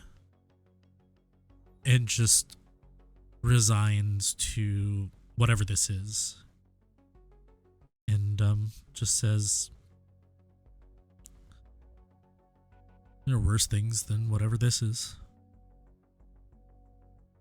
And I think Cerise is running their hands along the tabletop, kind of looking at it very pensively as they respond to you. Let's make a new deal this time. That's when I sit down. What do you have in mind? And seemingly out of nowhere, I think Cerise leans down, picks up a briefcase that appears, and they click it open, and they, not looking at it, they open it and they turn it to you, and they push it over towards you. This time, you set the terms. Or at least, you start. We didn't meet on equal footing. True. Maybe next time you do need a feed. Maybe I'll just put it in a cup.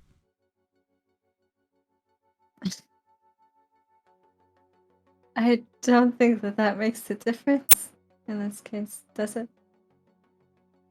We're skipping the kiss process, so I don't even think I can drink from a cup, unfortunately.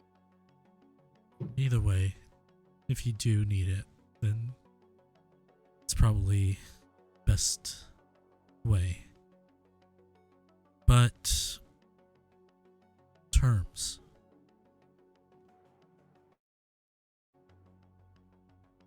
I need you to believe me when I say that I'll be there for all of you. Because I'm a martyr. Not because I'm an idiot. Just because I decided whenever I choose somebody that I want to be a part of my family, you're going to stay that way. And I think several papers have appeared between us. And a clause appears on the paper. It's a contract, I think. I've just by glancing at it, and a clause appears as you say that, or as you finish saying that.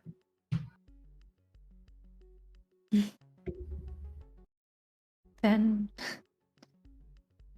as part of your family, I agree. I will believe you, and I will not lie to you going forward about anything.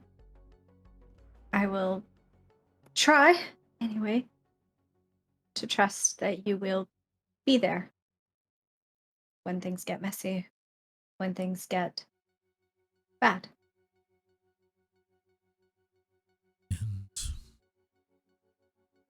I'm not gonna interfere in your relationships anymore, but I do want to say I am very, very sorry for what happened with Ethan. Anger got the best That of was me. my own fault.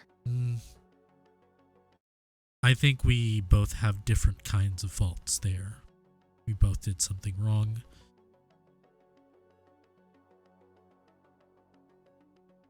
I'm not saying that it's only me, but I'm just saying I apologize for my part in it. And I'm sorry for keeping you on a rope, on a leash for so.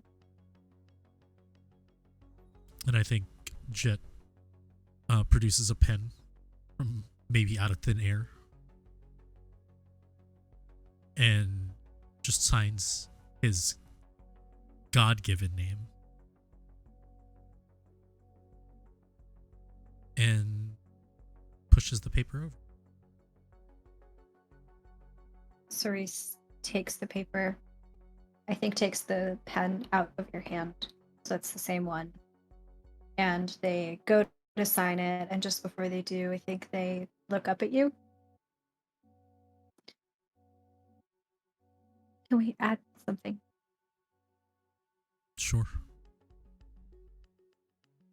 And they fiddle with the pen a little bit, like clearly nervous, as they mull over this thought that they want to share with you, pushing past it being stuck inside of them.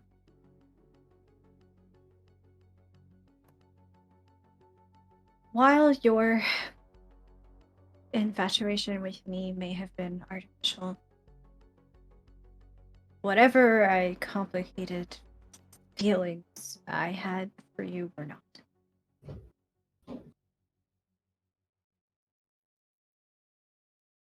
I am not asking for You don't have to a explain. relationship or... It's okay.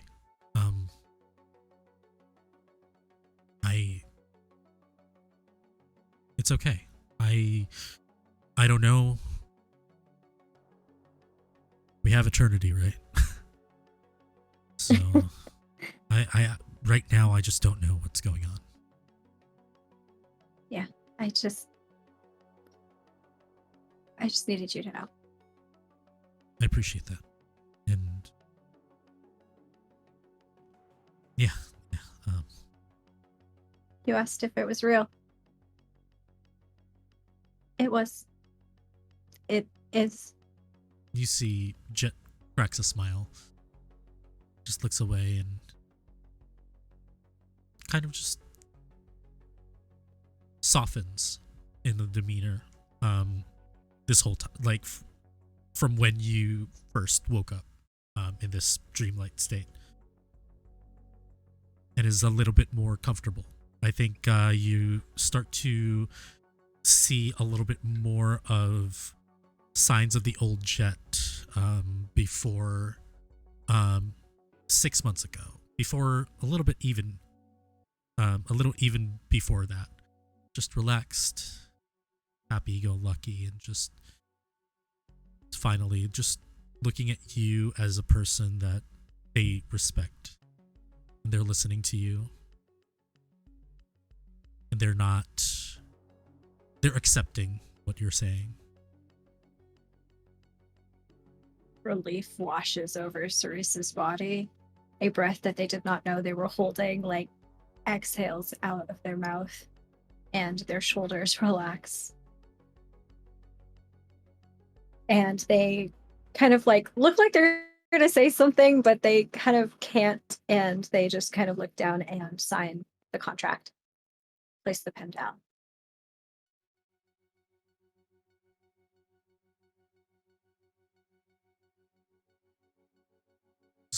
Jet just looks around, and I assume there's like a CCTV camera, just as like interrogation rooms have. And he stands up, he puts the seat in front of it, he steps on it and looks into the camera and it's like, I don't know what you are, I don't know who you are, but if this is what you wanted, you got it. And I looked back to Cerise. I'm not saying that I regret this. No, I'm just frustrated at whoever this was, whoever this is, whatever this is. You might be looking in the wrong place. And Cerise will stand up as well, pushing their chair back, and will walk over to the one-way glass in the interrogation room. We'll tap on it. Hey, you're probably on the other side of this. Think we can go now, right? All of you wake up.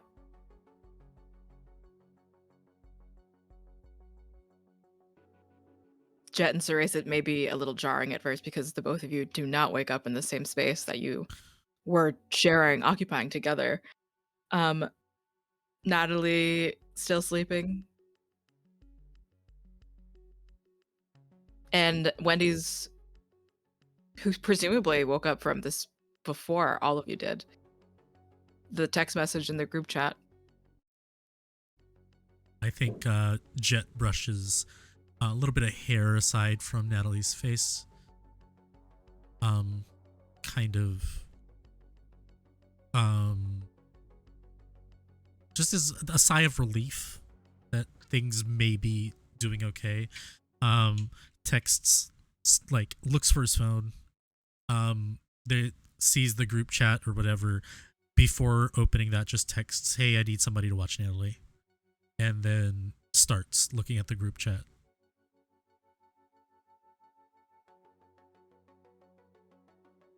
Wendy's last message was, again, something along the lines of, like, just had this dream or something.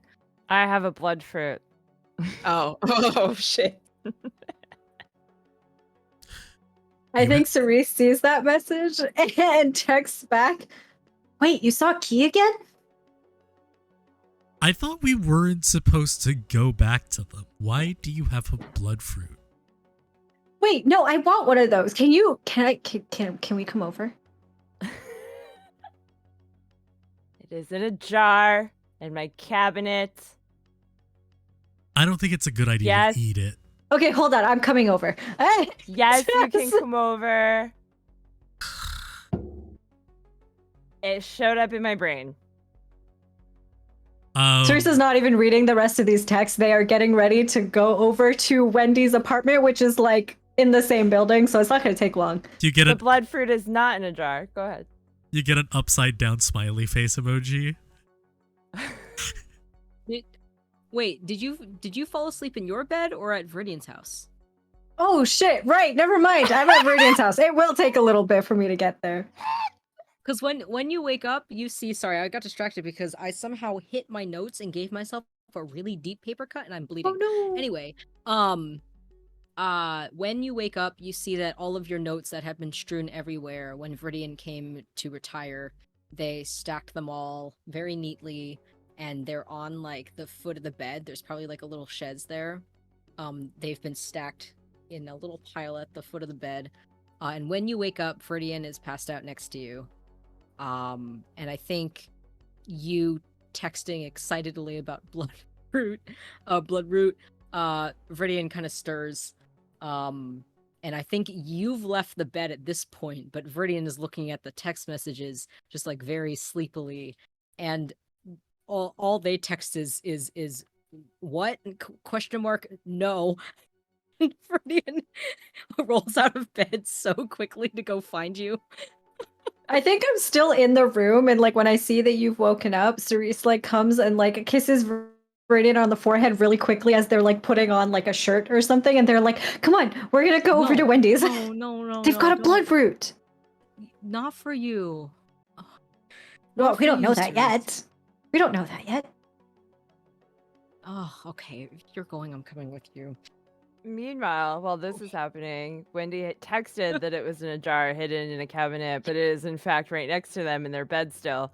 And now that they know that Cerise is potentially coming over, they are frantically looking for a place to hide the blood fruit that they half not paying attention texted the entire group about and is now immediately regretting. Jet hops in the car as soon as they turn the engine on, like New Jeans blasts like really loud from like the last because Wendy probably like blasted like it on the radio, and he just like turns it off, thinks about it, turns it back on, but at a more normal volume, and speeds off to Wendy's apartment. Somewhere Ted is smiling. We Cerise and I assume we'll just go together. Yeah. So Cerise and Viridian will get in the car, probably with Cal, probably with Kyun too. Because Kyun is. God. Oh my God! Good luck explaining that to Jet when we get there. Kyun is Jet knows. Jet knows. Kyun is in the passenger seat, and Cerise and Viridian sit in the back like we always do. And I think in the car, I think Viridian just casually is like, "How was your sleep? You were passed out when I came to bed." Good. Weird. Why? Good. What about you? What do you mean weird? I talked about Jet, or with Jet. I'm gonna have to ask him. It's gonna be weird. I had a dream too.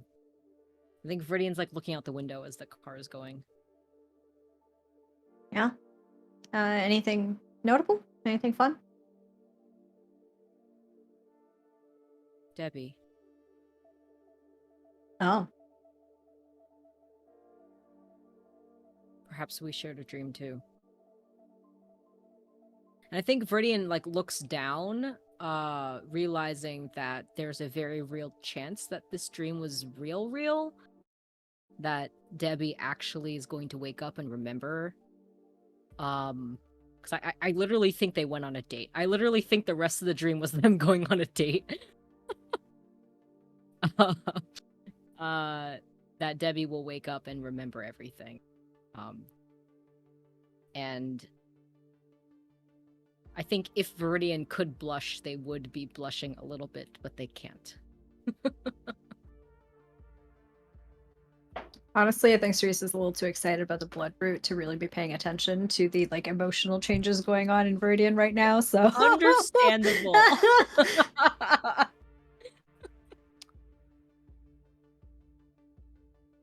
So we all get of there you in make like it to 30 Wendy's minutes. apartment. Knock, knock, knock.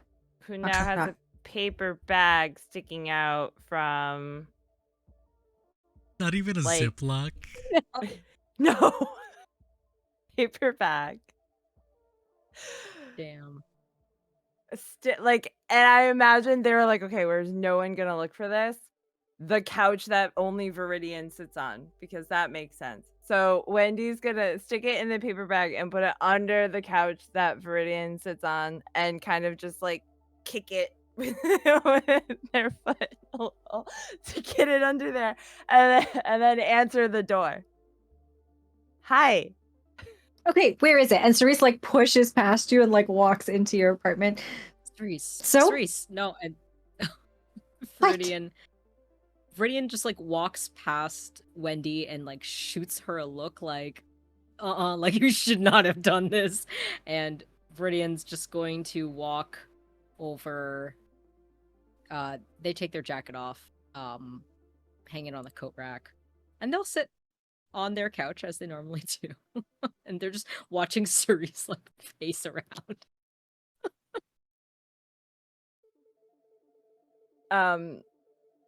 Nice to see you both. I imagine Cerise is just like tearing Wendy's cabinets Just apart. looking. Yep. Yeah, they're not like rifling through anything. They have enough respect not to do that, but they are like opening cabinets, opening drawers, briefly looking. Like I imagine they're not gonna like paw through stuff though. Yeah. That's kind of how. Paw through stuff. I figured we're at I'm gonna come over and just grab what I need level instead of I'm gonna come over and snoop in your bathroom level, right? Yeah. So Wendy, so did y'all have a good night? Are Callan, are they in too, or just you two? No, they're waiting downstairs. Okay. We both had weird dreams, actually. Yeah, is Jet here? I think you hear from Cerise from like across the apartment yelling. I don't see him, so. I think after a few minutes. After a few minutes, I arrive and I have like Wendy's unclaimed mail from their box. And I just like plop it. All right. What's this about, Bloodroot? Cerise wants the Bloodroot. Wendy has hidden it somewhere. Well, I just want to see it. I don't want to. Okay. I'm not gonna. I mean, I don't know what to do with it, so it just. You shouldn't eat it. Right. I'm not gonna say I didn't think about it. That it has a strong hold. I know you wouldn't, Wendy. I'm talking to Cerise. Oh, right. I'm not gonna eat it. It's okay. It's safe. And then Wendy like looks at Cerise briefly, and then like looks at Viridian, is like, it's safe, and starts pointing down. Viridian looks at Jet for help. Wait, where did you get this Bloodroot? If you didn't get it from Key and Gumi? I got it from Birdo. I mean, technically, I got it from a gourd.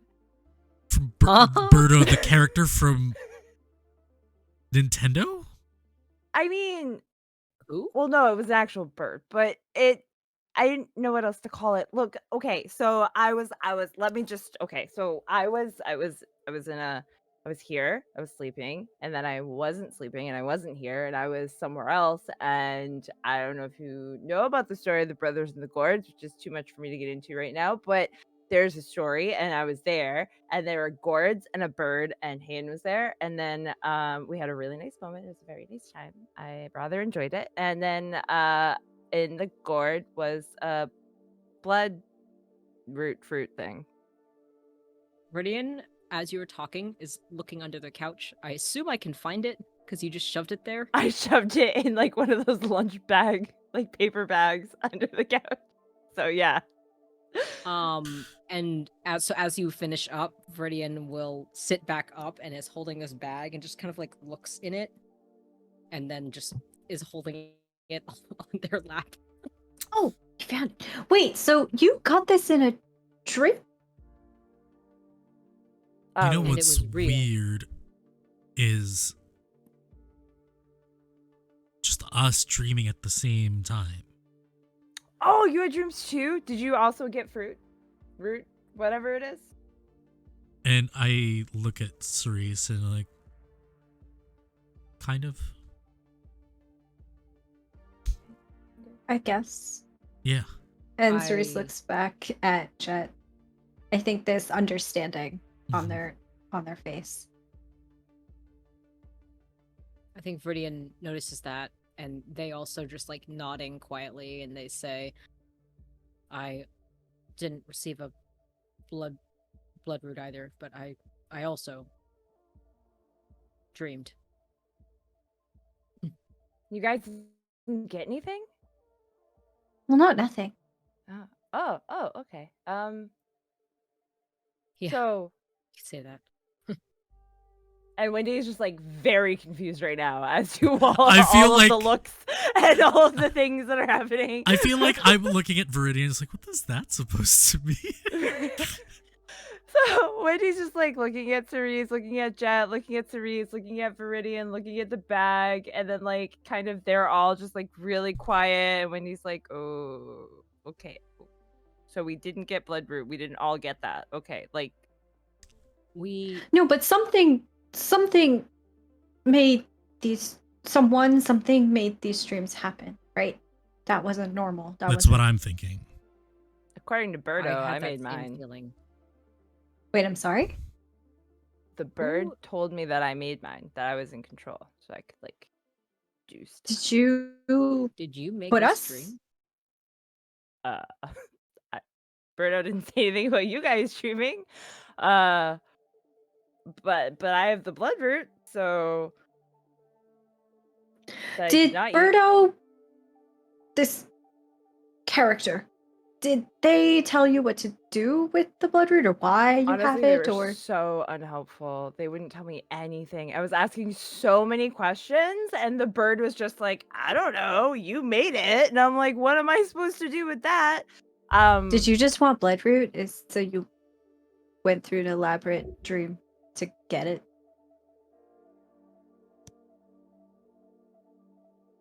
Wendy is just like, I'm not the one who goes around eating Bloodroot out of human hearts, okay? I'm not the one we have to worry about here. That was one time.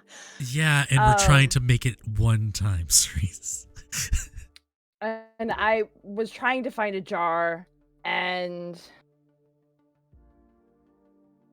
I couldn't find one. Out of character. It's not in a jar right now. It's just the root in a It paper is. bag. So Wendy grabbed like old school, like lunch like a brown bag style, grabbed the thing, threw it in the bag, cinched the bag, threw it under the couch.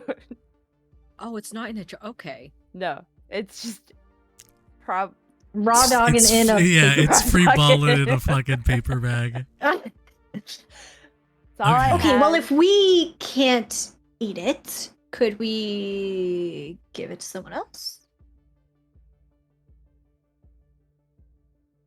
To eat? Viridian? Oh, go ahead. Yeah? Viridian is going to carefully take it out of the bag. And they like place it on top of the bag so that everyone can see it. Do I sense anything from it? Because it's very addictive. Yes, for like the last few minutes that we have for tonight, if everyone wants to do an intelligence occult or a wits occult to get like a general vibe from the Bloodroot, we can go off of that. Man, I hope that nobody gets like a bestial failure here. One success. Why did you say it out loud? I'm jinxing it so it doesn't happen. That's not how jinxes work. No, wait, what do I have to roll again? I'm so sorry. Intelligence or wits plus occult. You got 4. thank That's you. good. As we're sort of like doing this, Viridian's kind of looking at it, and I think like out loud, they're sort of murmuring, if this fruit comes from the Fae, perhaps they sent this dream. I mean, they're known for the dreaming. So That was a 4. Very eloquently put. So for Jet and Wendy, I think the both of you still feel there's definitely still that like pulse of, it's like the vampire catnip of it all, just like wanting it for whatever reason, being obsessed with it for whatever reason. But when in sort of a proximity thing, the farther away it is, the less you have your mind on it. There is something different to it, we'll say. I think even more specifically, the nature of Wendy's dream, what Wendy seems to be talking about, is not the same as what everyone else experienced. There is something certainly more Fae touched that Wendy experienced, but the rest of you did not have. Not necessarily Fae related. There are dream related things that vampires can do, that mages can do. It's strange. Nothing that any of you have felt or experienced before. But I think, especially between Wendy and Jet, all the four of you are in close proximity to each other. All of you have memories of each other, dreams of each other. It's not unlikely something jumped around, whatever that means.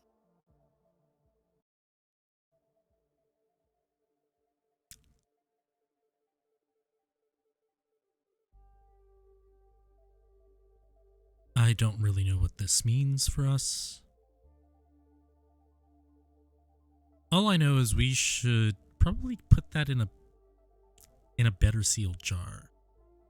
'Cause it's gonna be too tempting for any one of us. Wendy, where's your Tupperware? Well, you see, we have a nice person named Ted who used to eat food a lot and probably still has all of my containers. We're gonna say between at least Jet, maybe Wendy, you'll also piggyback off of this. I think the best sort of fortress for this, like seal proof, or rather seal proof, like temptation proof, is some kind of lead construction to hold it.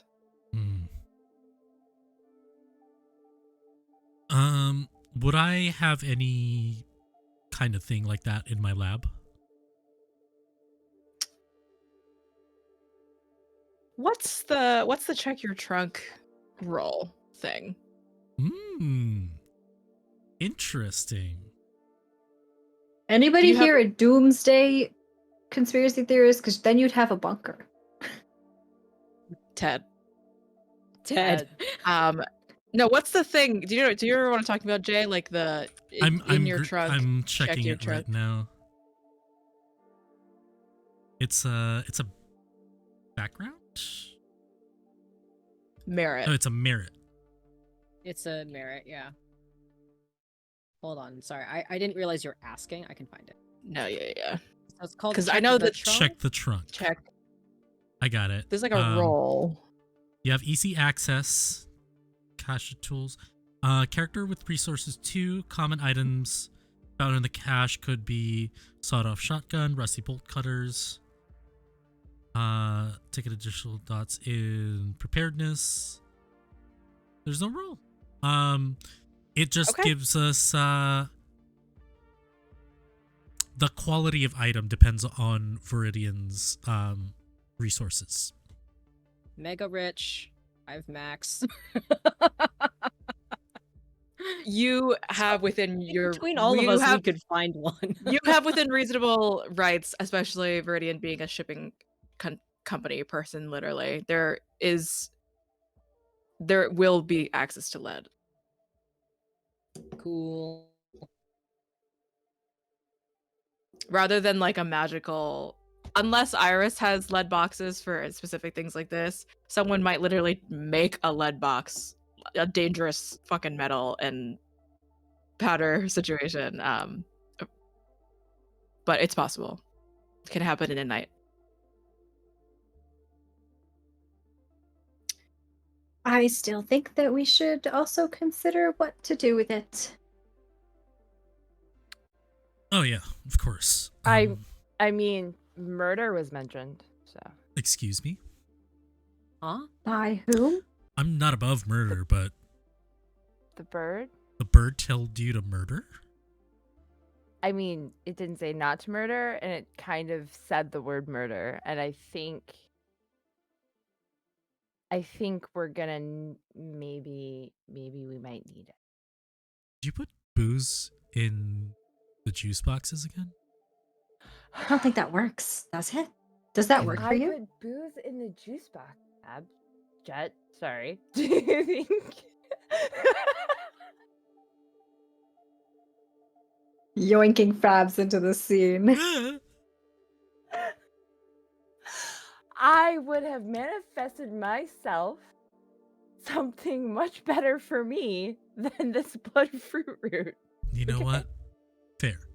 Very fair. What do we know about bloodroot? That it's bad. It's irresistible. For vamp. Tastes real good. We should not eat it. Created by the Fae. Yeah. I think Viridian has been standing in the kitchen, also going through. This is sort of like before we can put this in the lead, we need to put it in something. So Viridian's looking for something to put it in, and she turns around and faces the three of you. With Seoul Fashion Week coming up, I wonder if this would be useful. We could lay a trap. Viridian's smile grows larger. Speaking of, you have a lot of planning to do for Seoul Fashion Week. That we do. Joe, can we say I found like something, some kind of container to put it in before we get lead? Sure. Okay. So I toss it in some kind of Tupperware, put the cover on, put that back in the bag, and walk back over to the couch. And Viridian kind of like tucks it between themselves and the arm of the couch. And they look at the rest of you and say, yes, there is a lot of planning to be done.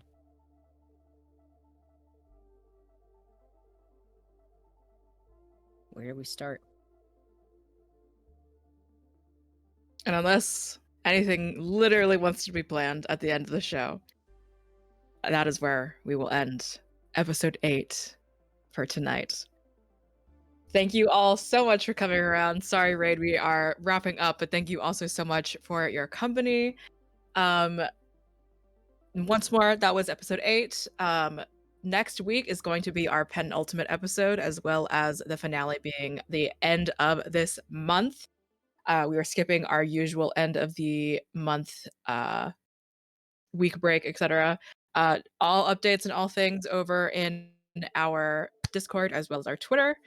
Hey, once more, we are a award-winning over at Rainbow Rural Networks, Itaewon By Night, as well as being nominated for a few things over at New Jersey Webfest. Lots of exciting, wonderful news about that.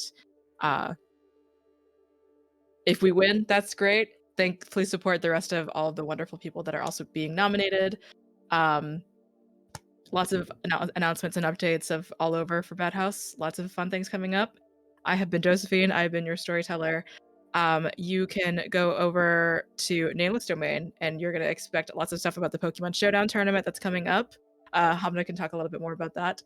This Thursday, we are doing a Hunt by Gilla RPG one-shot, where you will find me running a game for some Arthurian horror for Stray Nerd Boy, Kendo Mix Films, as well as Black Girl Mage. We'll be playing as some haunted, bad luck ass nights.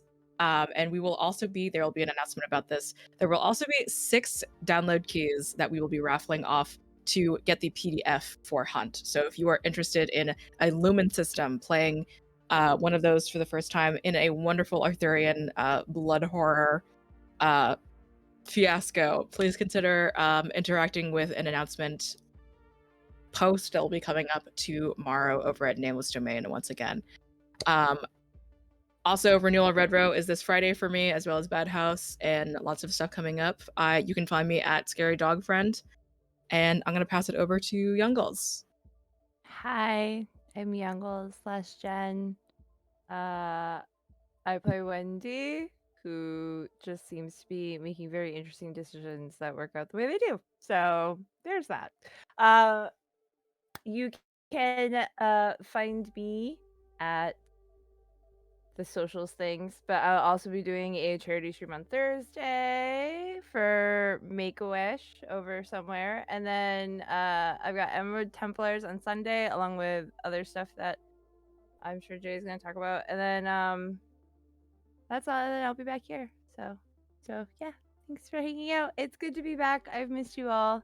All my lovely co people and all of chat. So thanks for being here, and I'll pass it to Hamna. Hello, everyone. My name is Hamna. I use any and all pronouns, and I am a TTRPG performer and producer. Yes, it has been so good to be back. Honestly, I've missed this show a lot. I've got quite a few things coming up on Thursday at 8 p.m. Eastern Time. The Mythic Initiative returns for season 2 over on VO_Cologne's channel. We are switching systems from Monster of the Week to Apocalypse Keys, so it's going to be a lot of fun. You should come check that out as well.